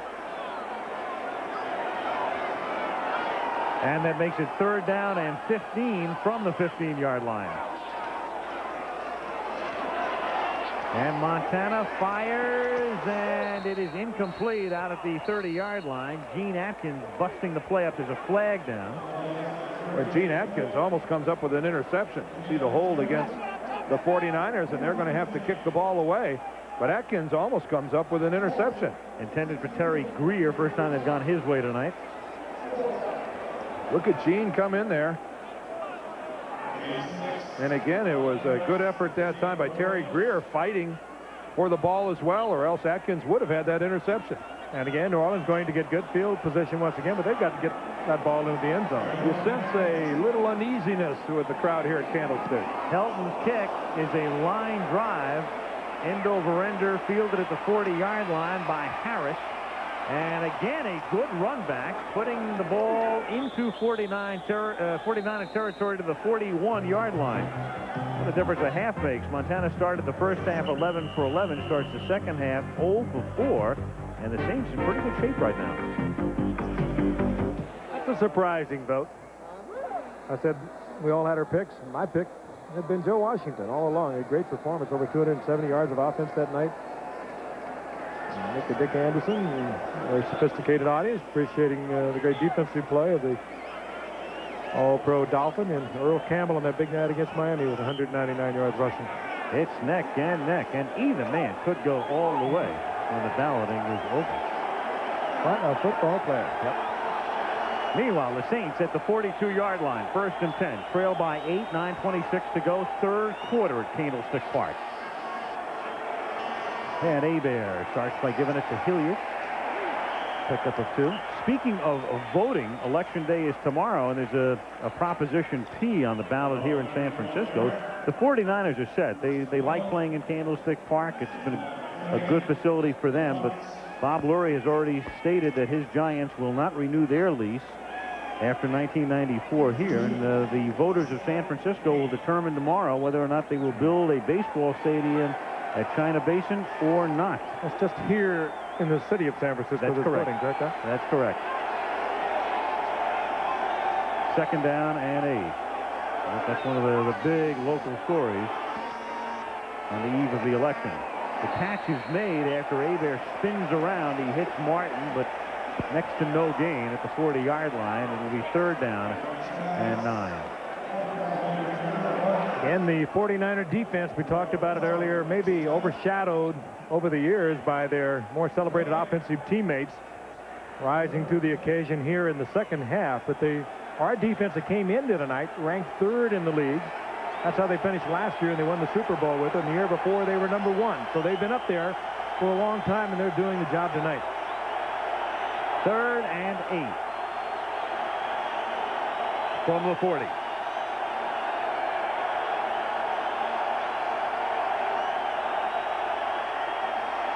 '49ers rush 4. Hebert throws into traffic, batted and incomplete. Intended for Martin and batted away by Tim McKyer. And what a roller coaster year he has had. Held out, signed late, was hurt, chastised by the coaches, said he was going to wait until he was 100% healthy, and then suspended for 3 weeks. And he just made a super play. He knew where the sticks were. He knew where the receiver had to go, Eric Martin, to get the first down. He knew how to play it, and the timing was absolutely perfect to avoid the pass interference. Yeah, if you slow this down, I mean, to the point where you want to split seconds, maybe there's a fraction's worth of contact, you know, before the ball gets there. But in reality, when the official looks at it, it's just beautiful coverage, and the timing was perfect. Tommy Barnhart, a floater that is caught at the 16-yard line. Fair caught by John Taylor, only a 24-yard effort. 7:42 to go in the 3rd. San Francisco up by 8. With a victory tonight, by the way, they would clinch team of the 80s, the best regular season record for the decade. They're 1 win away from accomplishing that. And of course, they won 3 Super Bowls during the decade. And here is Roger Craig out past the 20, the 25, and a first down as Roger Craig takes it to the 29-yard line. I think the 3 rings might have more importance attached to them than that 1 loss record of the entire decade. I'd take the hardware. And I think the man you just saw is responsible for so much of it over the past 4 or 5 years. Roger Craig, what a versatility he can offer the offense.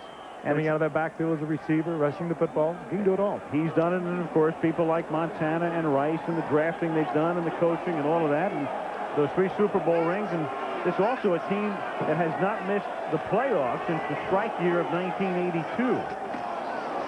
From the 29-yard line, it's Craig out to the 34, Vaughn Johnson, number 53. in on the tackle. 6:45 to go in the third quarter. Had a little chat on the sidelines. Dan, you know how it takes place every now and then when things kind of bog down for a while. The guys get together and the offensive coach comes over and the line coach comes over and let's go back to basics, guys. Let's go back to what we came in here to play this team with. Well, they're lucky that they got away with two really poor possessions to open up the second half. I mean, the 49er defense, the Saints having down started at the 30 and 41, only gave up 3 points. 2nd and 5, a swing out to Rathman, and Rathman is dragged down at the 34-yard line by Pat Swilling, who has been relatively quiet tonight. They've done a good job on him. Boy, what an athlete he is, however. Dan is right. There are a lot of 56s floating around the NFL this year, but Swilling, 6'3", 242, 7 sacks in the last couple of ball games. 8 of them, what, over 4. No way you're going to get away from Swilling. He probably is a lot faster in a straight-out 40 than Rathman is. The guy we haven't heard a lot from tonight is Ricky Jackson, his counterpart on the other side. Don't think I've called his name once. 3rd and 5 from the 34-yard line. Montana to Rathman, wide open over the middle and out to the 49-yard line, and a first down. Stopped by Troy Cook and Brett Maxey. Crossing pattern underneath again. Rathman behind the wide flanker on the right side. Hard to keep track of all those people, particularly when you put sitting into his own defense. And Rathman coming under 2 of his 49er teammates on the opposite side of the field, wide open. Now watch, he covers up the football. Oh, Woody Hayes would be so happy. You don't see that a lot anymore. The fullback covering up with both hands. Fundamentally sound. What a game his college had this past Saturday. Through the middle goes Craig, and he's pushed back. Vaughn Johnson meets him head on at the New Orleans 49-yard line. Roger Craig, not a stellar season for him to this point. Man who's, when he's averaging under 4 yards a carry, that is definitely subpar. Nobody's still on a pace to go over 1,000 yards for the season, even not being pleased with what he's done to this point. 523 yards coming into tonight. So, I mean, a subpar year for Roger Craig is brilliant for a lot of people. Frank Warren may have slightly jumped offside. Encroachment, 73, 5 yards, With a capital E. Jim Tunney, the referee, from the same alma mater as Jim Mora, the coach of the Saints, Occidental. Oh, come on, how can they call that? Yeah. I mean, come on, let them play. Are they going to take a look at that? Frank Warren behind the quarterback at the snap of the ball. Maybe if he would keep going to where he was totally out of the picture, he would have gotten away with it. Craig in motion, 2nd down and 3, and Tom Rathman fights his way to the 41-yard line. There's a marker down. He is stopped by Sam Mills. And that's an umpire marker. That normally means holding of some type. Holding of some type is the call. If you follow the team in the red shirt, it's holding of the wrong type. This goes against the 49ers, and the best play by the Saints defensively yet. Still 2nd down. Well, I heard a 9 at the end of that. I assume it's Harris Barton. Well, Bruce Colley, the right guard, is 69. Hate to libel a guy here if we're not quite sure who it is.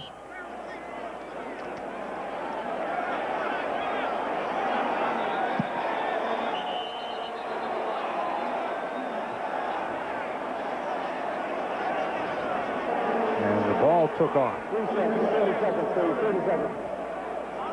Resetting the play clock. Game clock showing 3:43 to play, 3rd quarter. Ball at the 46-yard line. It's 2nd down and 13 after the penalty. Rice comes in motion. Montana freezing the defense with the fake, then throwing for Rice. The catch is made at the 33-yard line, and a first down. It's just supposed to be more difficult than that. That's one of the problems, Dan. He makes it look so easy. You sit up here and you don't want to speak in nothing but superlatives about this man who rolls to the right, and a lot of quarterbacks could do this, but a lot of them would throw it too hard. But here is Rice making his move against Robert Massey, the rookie. Makes it look upfield, and quick planting on the left foot and just left Massey spinning. Oh, and look at him drag the right foot. That might have been the prettiest part of all. Watching Jerry Rice, he has to throw his left way out in front, but look at him drag that right to get it down. Oh, that was nice from start to finish. Craig spinning, breaking some tackles, and then finally dragged down after a tough 2-yard pickup by Gene Atkins. Well, you go back to, that when they drafted Rice, you take a look at that first round in 1985. Al Toon, picked by the Jets, the number 10 man selected overall. Eddie Brown, 13th player selected by Cincinnati. And then Rice, 16. That's a pretty good threesome. Of course, the 16th position was not the one owned by the 49ers in what was probably the trade of the decade. Bill Walsh trades down to get Jerry Rice. He had an idea of what kind of talent he was. Mississippi Valley State. Archie Cooley, The gunslinger and the whole crowd.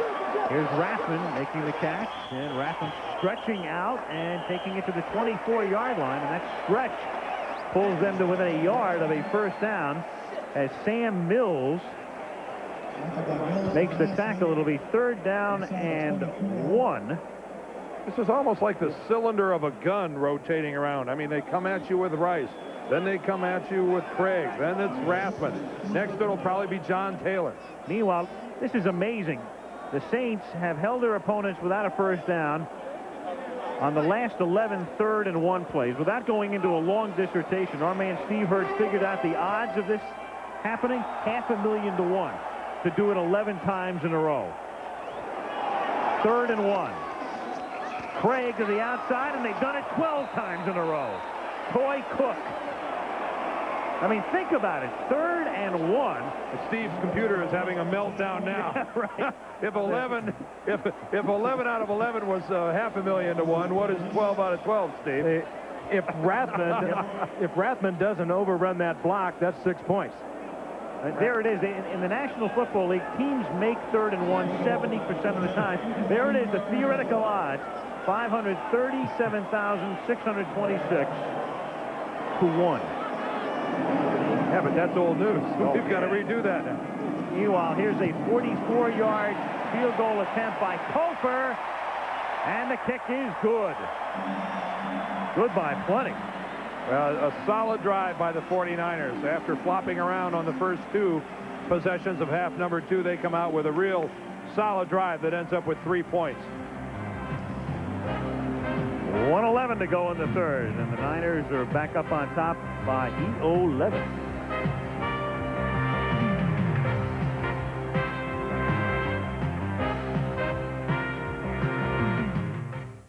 On your right is R.C. Owen, alley-oop, and on the left, Candy Maldonado of the San Francisco Giants. Maybe trying to take a page out of Bo Jackson's book.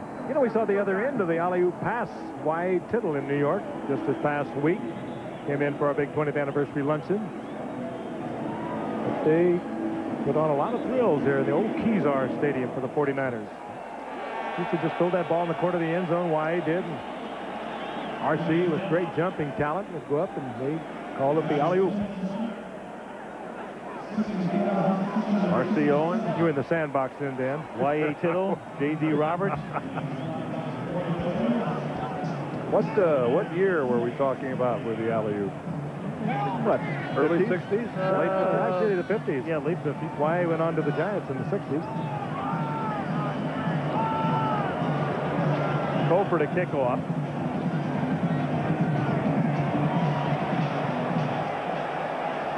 And at the 6-yard line, this is Bobby Morse. And Morse runs it back out to the 31-yard line. And let me see. I've just been handed this note that coming up Wednesday night on ABC, the laps begin with at the 31-yard line. The Saints down by 11. Start this drive with Hebert retreating under heavy pressure and thrown down back at the 19-yard line by Pierce Holt.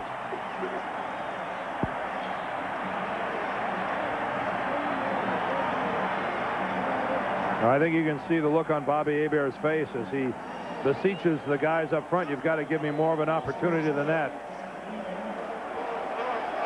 And it's probably the part of Hebert's game that he doesn't do the best at, and that's scrambling. But this is a chance where almost any quarterback is doomed. I mean, you just don't even have a chance. By the time you're there, they're already on top of you. You make a move to get out, and you're down. Second down and 21 from the 20-yard line. A screen for Hilliard, and Dalton is taken down at the 23-yard line, and it's Pollard who slowed him. The screen, an obvious attempt to take advantage of the 49ers pass rush. They dealt once again over on the left side of the 49ers. Charles Haley, you saw him right in the face of Bobby Hebert as he was able to get the screen off, but Charles Haley, he is the pass rushing specialist for the 49ers with over 7 sacks, and they work very well in concert over in the left side, Holt and Haley. That's the end of the third quarter. 24-13 San Francisco. Back we come after this from our ABC station. Ask her anything. Next time. We start the fourth quarter in San Francisco. Al Michaels, Frank Gifford, and Dan Dierdorf with the 49ers on top 24-13. And New Orleans has the ball at its own 22-yard line, third down and 19.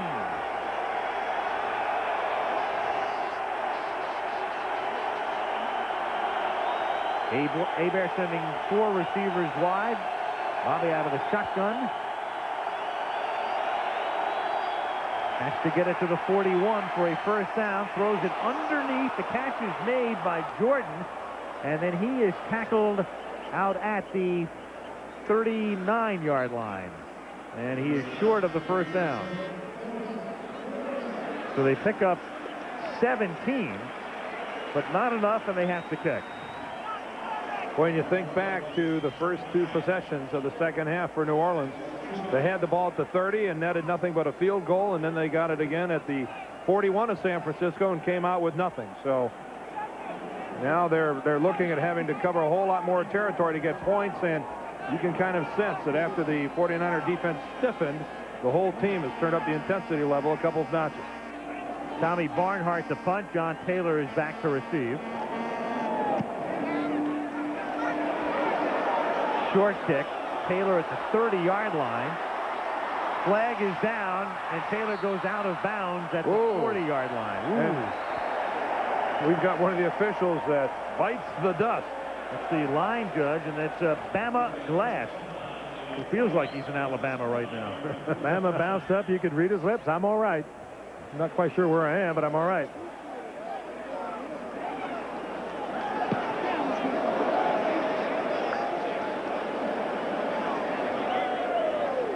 Taylor looking to get behind some sort of a picket line, and there is the collision. When you don't have your shoulder pads and your helmet on, you're really exposed out there. Malibu Kelly Hayes, who should know, Number 30. says that Glass is a foul. It'll be first down. Former University of Colorado player. He must felt like he was back on the active list.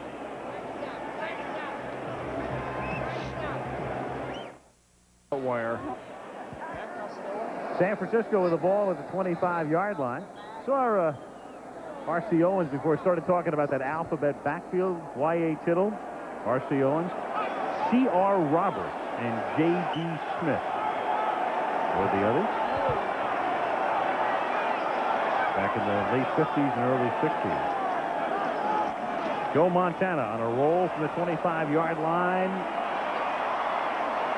And it's incomplete, intended for the tight end Wesley Walls, number 89. Second down. Wesley Walls, a rookie out of Mississippi.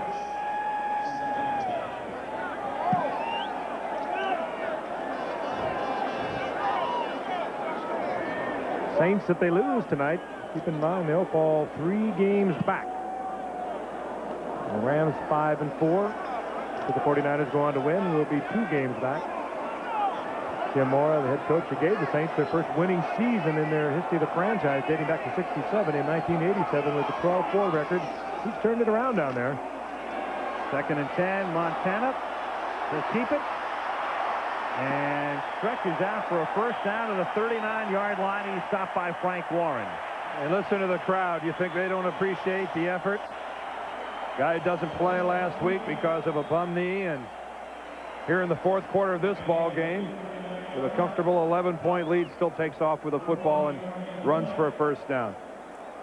Remember, there was even talk. I mean, there was serious talk here. Bill Walsh, I guess, started a lot of it. Steve Young, Joe Montana, which one of these two guys was going to start, was going to play, and boy, Joe Montana has risen way above that. There's no question who's the main man here in San Francisco now. From the 39-yard line, Craig. You know, it seems like almost ancient history now. You go back to 1986, and Montana had the back surgery following that game in Tampa when he threw against the grain, and it looked like not only was his season over, it appeared his career was over. And then the next thing you know, he was back in action before that season was done. There's been so many times that people have written him off one way or the other, and he has always rebounded. Back to a lot of what we said earlier, he makes everything look so absolutely effortless. But I think you only have to put everything in perspective, the numbers, what he's accomplished, to realize this is one of the great quarterbacks of all time. Craig on 2nd and 6. You know, back to Montana again. We're visiting with Jim Burt yesterday, the nose tackle of the New York Giants for so many years, that now has been signed by the 49ers. And I thought, there's Jim Burt on the sidelines wearing his customary 64. I thought Montana's career was over when Jim Burt levels him in that playoff game at the Meadowlands. Joe Montana leaves the stadium in an ambulance, goes to the hospital, and here we are, teammates. And you know, the 49ers are excited to have Jim Burt. Look at the energy he brings to this football team. Even though he's not in the game, he's going to play a lot for the Niners this year. But Montana recovered from that shot. That was a tremendous throw. 3rd down and 4. Pressure's on. Throw is made to Rice. And Jerry, per usual, picks up the first down, taking it to the Saints 45-yard line, where Robert Massey makes the tackle. Speaking of Burt's hit, into the archives we go. Well, you know, you ask and you receive around here. Kenny Wolf, Craig Janoff, they go to the archives. Right. And who would want to take this? Went right to the card there catalog. is Burt. 49-3 victory on the part of the Giants. I talked to Jim Burt last night. He said, well, I still bleed blue. Said, I'm a Giant. Say hello to all the guys. Well, Tim. And we're going to be here, what, in 3 weeks? The Giants will come in, and Jim Burt will be in this uniform instead of that familiar blue of the Giants. 3 weeks from tonight, on Monday night, the Giants and the 49ers. Craig picks up 2, takes it to the 43. San Francisco using some of the clock here. 10.5 minutes to play, and the 49ers on top by 11. Craig coming up, well, what is it? He came into tonight about 32 passes short of becoming the all-time leading receiver for running backs. I think there's only a couple ahead of him. Walter Payton, of course, holds the record with 492 receptions. Tony Galbraith, he was around forever, about 13 years. He has 490. Craig came into tonight with 460 plus. Craig has caught 3 tonight. 2nd and 8. Montana will keep it, and he really pays the price at the 41-yard line. Takes a double shot there from Vaughn Johnson and Pat Swopes. Now, I'm sure that George Seifert is very close to grabbing Joe and taking him off to the side and say, all right, Joe, I admire your competitive spirit, but enough is enough. This is not the way to survive in this league as a quarterback, especially a quarterback as frail's not the right word, but tender might be a better word to describe Joe Montana. 3rd and a short 7 at the 42-yard line. Montana firing. The catch is made at the 22-yard line by Terry Greer. who had several good seasons in Canada, and Terry Greer makes the catch. And we've got a fight going back up at midfield. Pretty good one now. It's Pat Swilling right in the middle of this. Swilling got himself in the middle of about 5 49ers. Not too well advised. No flag on the ground. Well, fight taking place about 50 yards from where they're going to eventually wind up. First down, completed pass, first down. Completed pass to that's Greer's first catch of the season. Not a bad time for it if you're a 49er fan. 27 yards. What a great career Greer had up in the Canadian Football League. Here's how that fight started. Little push on Swilling, and he reacted. That was Jesse Sapolu that came in and took a little right uppercut at Pat Swilling while he was standing there, and Al alluded to the fact that he was all alone back there. His Saint teammates headed to the other end of the field, and Pat was left to confront about 5 or 6 red shirts all alone. Montana now over 300 yards for the night. 302 to be exact. First and 10 at the 15-yard line, and Roger Craig takes it inside the 10, down to the 7-yard line. Stopped by Frank Warren and close to a first down. And this is the stage of a ball game where you start seeing a defensive team. They have one of two choices: attack the ball or stand around and watch. And right now the New Orleans Saints defense has more than its share of guys willing to stand around and let the other guy make a tackle. Let's see if we can watch the lead block. That's Tom Rathman going right at Ricky Jackson. And Ricky Jackson puts the head down, but to do that, he loses sight of the ball carrier, so he stays on his feet, but he has no idea where the ball is. An effective lead block by Tom Rathman. 2nd and 1 from the 7. It's Rathman. He has the first down. 1st and goal now at the 4, and the Niners not only eating up the yardage, eating up the clock as well, down to 8:10 to play. Rathman again. We saw that block on Ricky Jackson, but Rathman goes about 230, 235. He can take on those linebackers, and he likes it, and he looks for them. He is an old-fashioned football player. Old-fashioned football player with an old-fashioned haircut. Got the old crew top. He said, I asked him yesterday, I said, I bet you're heartbroken about your Huskers losing to Colorado, and he said, well, I'm heartbroken and I'm broke.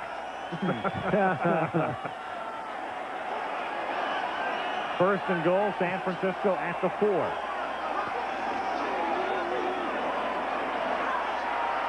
Montana throwing and open, and can you believe that? Stops the presses. Rice dropped one. Rice dropped that pass, but what a great effort on the part of Montana to recognize him, pick him up. Dave Waymer was trying to offer the coverage, but Montana looked like he was going to put the head down, go to the end zone. Rice was wide open, put it right in his hands, and I think it just stunned Rice. How close did Waymer come to touching that ball? I don't know if Waymer distracted Jerry when he went for it. Now watch Waymer. Almost got a finger on it, but he missed it, and that ball just hits Jerry Rice in the face, man. The man is human. I can't believe it. Craig. And he runs right into Waymer. And Vaughn Johnson as well. It'll be 3rd and goal. And now it appears that the tempers are starting to flare a little bit on both sides. I think frustration on the part of the Saints. They came into this game knowing full well if they were going to have any run at the division at all, they're going to have to win tonight. They are going to fall 3 back. But the Rams really the only team realistically that can overtake the 49ers in this division. And it was the Rams who beat the 49ers earlier, but they beat them, what, by 1 point? 13-12 a few weeks ago. Amazingly enough, it's the only game the Niners have played in this stadium this season. Meanwhile, timeout called as Massey is shaken up for New Orleans, and we'll be back right after this. San Francisco on top by 11. Niners trying to go 8-1. And the Saints trying to avoid falling to 4-5. Gifford watches his offense come up to the line on 3rd and goal. Taylor and Rice both set to the left side. Montana looks that way, then looks the other way, and rolls to the right. And Montana will try to run it in, and does! Touchdown! What else can he do tonight?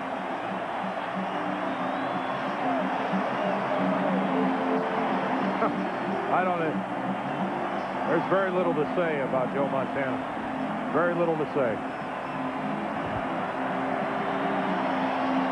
He took the talent and designed the perfect offense around it.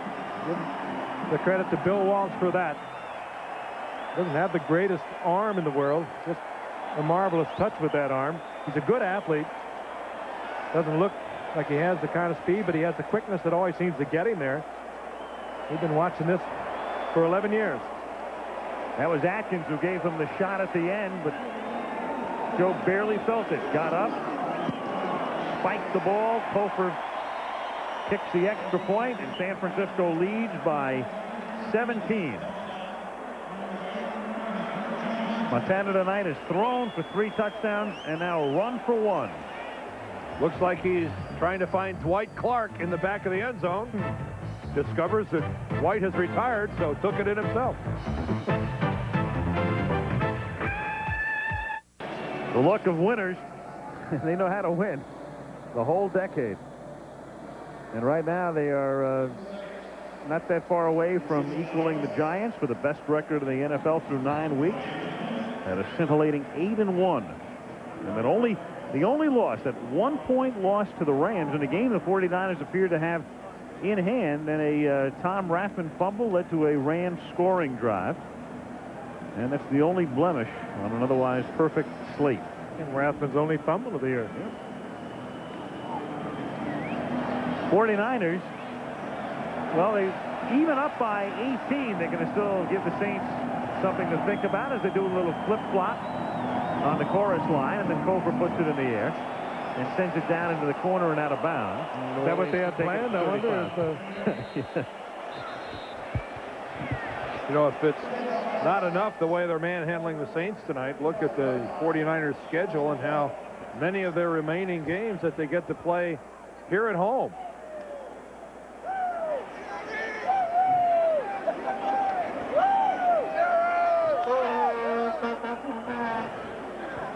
There's an update now in terms of the vote. Best game performance in the history of Monday Night Football. Oh, defense hanging right in there with Dick Anderson. Anderson and Campbell tied. Dick Anderson. He should have got his PGA card and gone out there and some player challenged Hale Irwin, who he was a defensive secondary man with at the University of Colorado a few years back. Both of them could play. Colorado getting some plugs tonight, huh? Major. Snow's starting to fall in the Rockies. From the 35-yard line, Bobby Hebert fires over the middle, and that pass is dropped at the 40 by the tight end Hobie Brenner. Well, the Saints not only in big trouble as far as the division is concerned, because they're going to be 4 games behind San Francisco, but as far as the wild cards are concerned, the Eagles right now would be 1 wild card at 6-3.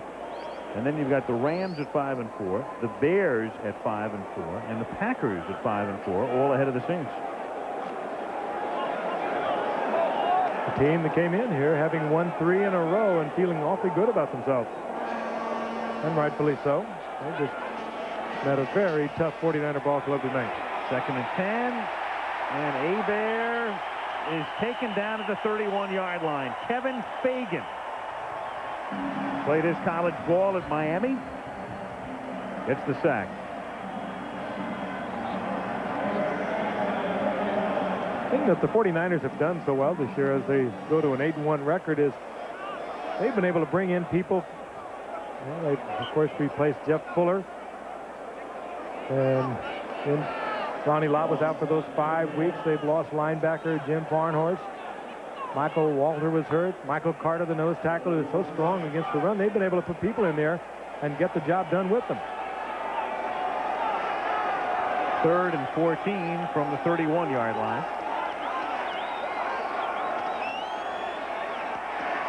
And Hebert throws, and the catch is made at the 46-yard line by Floyd Turner, and he has a first down as the rookie out of Northwestern Louisiana. And it's the school Bobby Hebert attended, makes the catch. First down at the 50. And without a huddle, here come the Saints.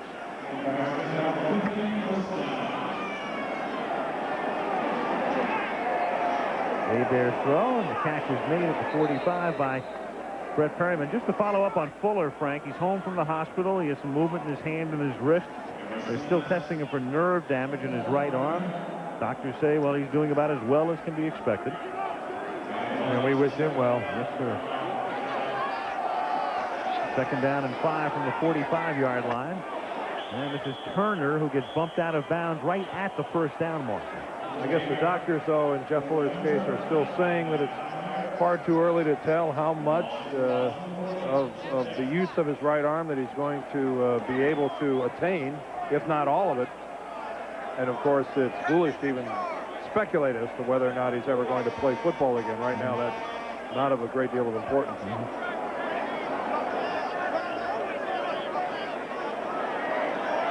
Jeff at the game here tonight, sitting up in one of the boxes provided by Ed DeBartolo to his injured players. They don't sit in the stands. They get to sit up in a box with their family. It's nothing but first-class treatment here if you play for the 49ers.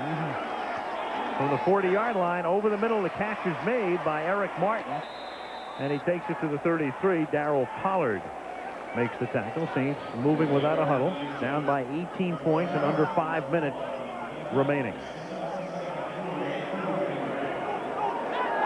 Second and 3. Hebert, catch is made. Jordan has it, and a first down. New Orleans at the 26-yard line. It's Johnny Jackson and Darryl Pollard in on the hit. Good concentration on the part of Jordan, who was playing for the first time in 5 weeks with that pulled hamstring. He knew he was going to get hammered. He did. Niners nearly jump, but there's no flag. Here's Turner making the catch, avoiding 2 men, then 3, but not a 4th as he's tackled at the 9-yard line by Chet Brooks. Nice move by Turner. And really, by far and away, the best the Saints have looked in the entire second half.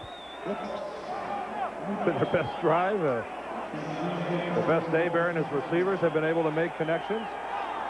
Of course, all of that because the 49ers are playing back off the ball. And first and goal, then all of a sudden it's picked off at the 2-yard line by Eric Wright, and you can write a complete finish to this one. Intended for Perryman. Eric Wright makes the interception, and there goes the Saint drive and the ball game. Just overthrown and right into the arms of Eric Wright, who's made a couple of big plays tonight. Former All-Pro cornerback. Here's Hebert. Looking for Perryman, number 80. And that ball, you can see the way that it doesn't have much of a spin on it. That just floated off the fingers of Bobby Hebert. And if Perryman didn't get him, this was 6 points for Eric Wright. No one in front of him. Only Bobby Hebert, and you got the feeling that this guy wasn't going to catch him. But the ball just floated off Hebert's fingers. And Das ist it. First Saint turnover of the night. From the 25-yard line. And this is Flagler as they go to the bench right now, picking up 2. Funny thing about Wright, you go back to that 49er Saint game in New Orleans on October 8th, a couple of key calls, both going against the Saints in that one. You had the controversy over Jerry Rice's touchdown where he was juggling and fumbling the ball before he got in, and that wasn't overruled. And then at the end, Wright with Perryman on a call that was not made in the end zone. Right. And in fact, Eric was quoted after the game as saying it was pass interference. Yeah, isn't it amazing when you lose how many of those you can find? Yeah. You know, it's funny when you're out here in the Bay Area and you talk to people, and they have a feeling that there's a perception around the country that the 49ers aren't that good. That they feel like when the super teams are mentioned, the 49ers aren't among them. And I said, I don't know who you're talking to or who you're listening to. I mean, this is a football team that is 8-1, could easily be 9-0, and is every bit as good as they look. And speaking of looking, we're, of course, looking forward to 3 weeks from now when the team that they will have the same record as the Giants at 8-1 will be here in Candlestick Park, and we'll be bringing you that game. And right now, when you look at the standings and you look at the records, and those two considerably out in front of everyone else, you wonder if that game won't be for home field advantage in the NFC come playoff time, because the loser of that game will have to finish a full game ahead of the other team to get home field advantage. 3rd down and 6. And this is Rathman. And let's face it, the Meadowlands is not a place, as the Saints will take a timeout here to stop the clock, and then they get a free timeout at the 2-minute warning. But the 49ers know what it's like to play in the Meadowlands in a playoff game, and they don't like that thought. Although they showed me something when they went to Soldier Field and won last year on a bitterly cold day and beat the Bears. Handily. Meanwhile, let's go back to yesterday afternoon to the Los Angeles Coliseum and to that left fielder of the Kansas City Royals, one Bo Jackson, from his own 8-yard line. Takes a little toss from Schrader, and see you later. Sprinter stride. Look at that. I was watching it qualifying for the Olympics or something. And we said it before, he's the first man in the history of the National Football League to have 2 runs of 90 or more yards in his career. Well, that was a great run, but the run he made for the touchdown right after that, or right before that, the 7-yard run when he carried tacklers into the end zone, that showed an entirely different dimension to Bo Jackson. Well, you tell me now, what's the bigger story? Bo Jackson and his contributions, or Art Shell being 4-1 as the head coach of the Raiders? I mean, this team bears no resemblance in terms of intensity and the way they're playing the game to the Raiders before Art Shell took over. Elton's punt taken by Harris at the 27-yard line. And Harris brings it back out to the 36-yard line, and we have come upon the 2-minute warning. Candlestick Park, where San Francisco has it in hand, leading by 18. Candlestick Park in San Francisco. Al Michaels, Frank Gifford, and Dan Dierdorf with the 9th week of the season winding down with the 49ers in excellent shape. A huge lead, 3 games in the NFC West over the Rams, 4 over New Orleans. And again, the Niners with 5 of their remaining 7 games here at Candlestick. 2 minutes to go, 1st and 10 New Orleans, trailing by 18, Saints from their own 35-yard line. Hebert throws, and it's picked off at the 37-yard line by Chet Brooks.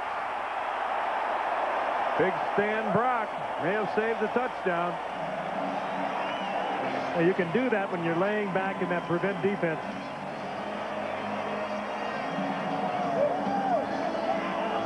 Good coverage behind. Chet Brooks with his first career interception, but he was coming for that all the way. Laying back in that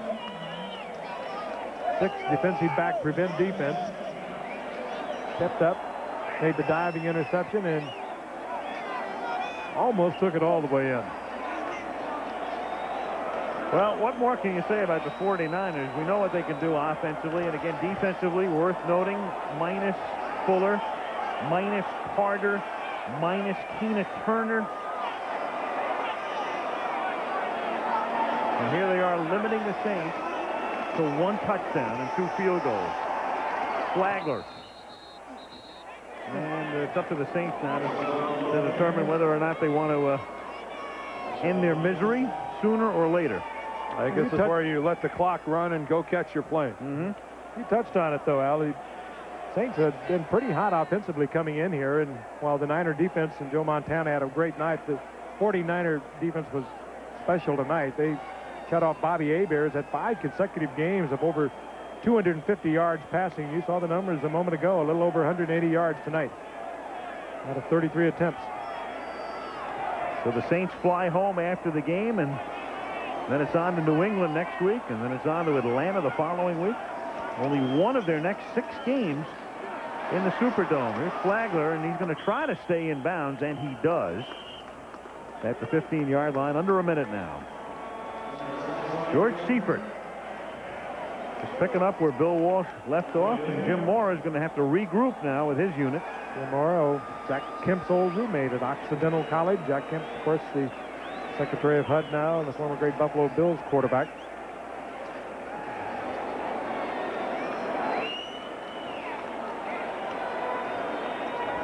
Another speedy affair tonight. Yeah.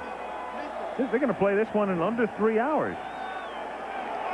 And that is news. Here's your final play of the game. It ends on a kneel down by Montana, and the 49ers are 8-1. Big night for Rice, big night for Montana. And the 49ers in great shape. 3-game lead in the West. Meanwhile, the results of the vote, best game performance Monday night, Earl Keemel nudging Dick Anderson at the very end. Earl the Pearl. Tyler Rose. Eddie DiBartolo, the owner, congratulating the 49ers individually. Gentlemen, we shall reconvene in the House of Pain. Yes, and a big game for both of those teams because Cleveland leads in the AFC Central, and Houston and Cincinnati each a game behind. Look at Eddie and Joe. And as we mentioned, the 49ers with that win, they have now clinched the title, the team of the decade, at least as far as the regular season is concerned. The best regular season record over a 10-year period, and 3 Super Bowls to boot. Convincing win tonight, 31-13. A reminder now, Saturday, ABC's college football presents 2 conference showdowns. 3rd-ranked Michigan takes on number 8 Illinois, and 9th-ranked USC travels to Tucson to take on the Arizona Wildcats. Our regional coverage starts at 3:30 Eastern and 12:30 Pacific. And next week on Monday Night Football, Warren Moon and the Oilers host their division rivals, the Cincinnati Bengals. We'll be with you from the Astrodome at 9 Eastern and 6 Pacific next Monday. Now, except on the West Coast, stay tuned for ABC News Nightline, following your late local news over most of these ABC stations. Al Michaels with Frank Gifford, Dan Dierdorf saying goodnight from Candlestick Park in San Francisco, where the 49ers have beaten the Saints 31-13. Talk to you next Monday.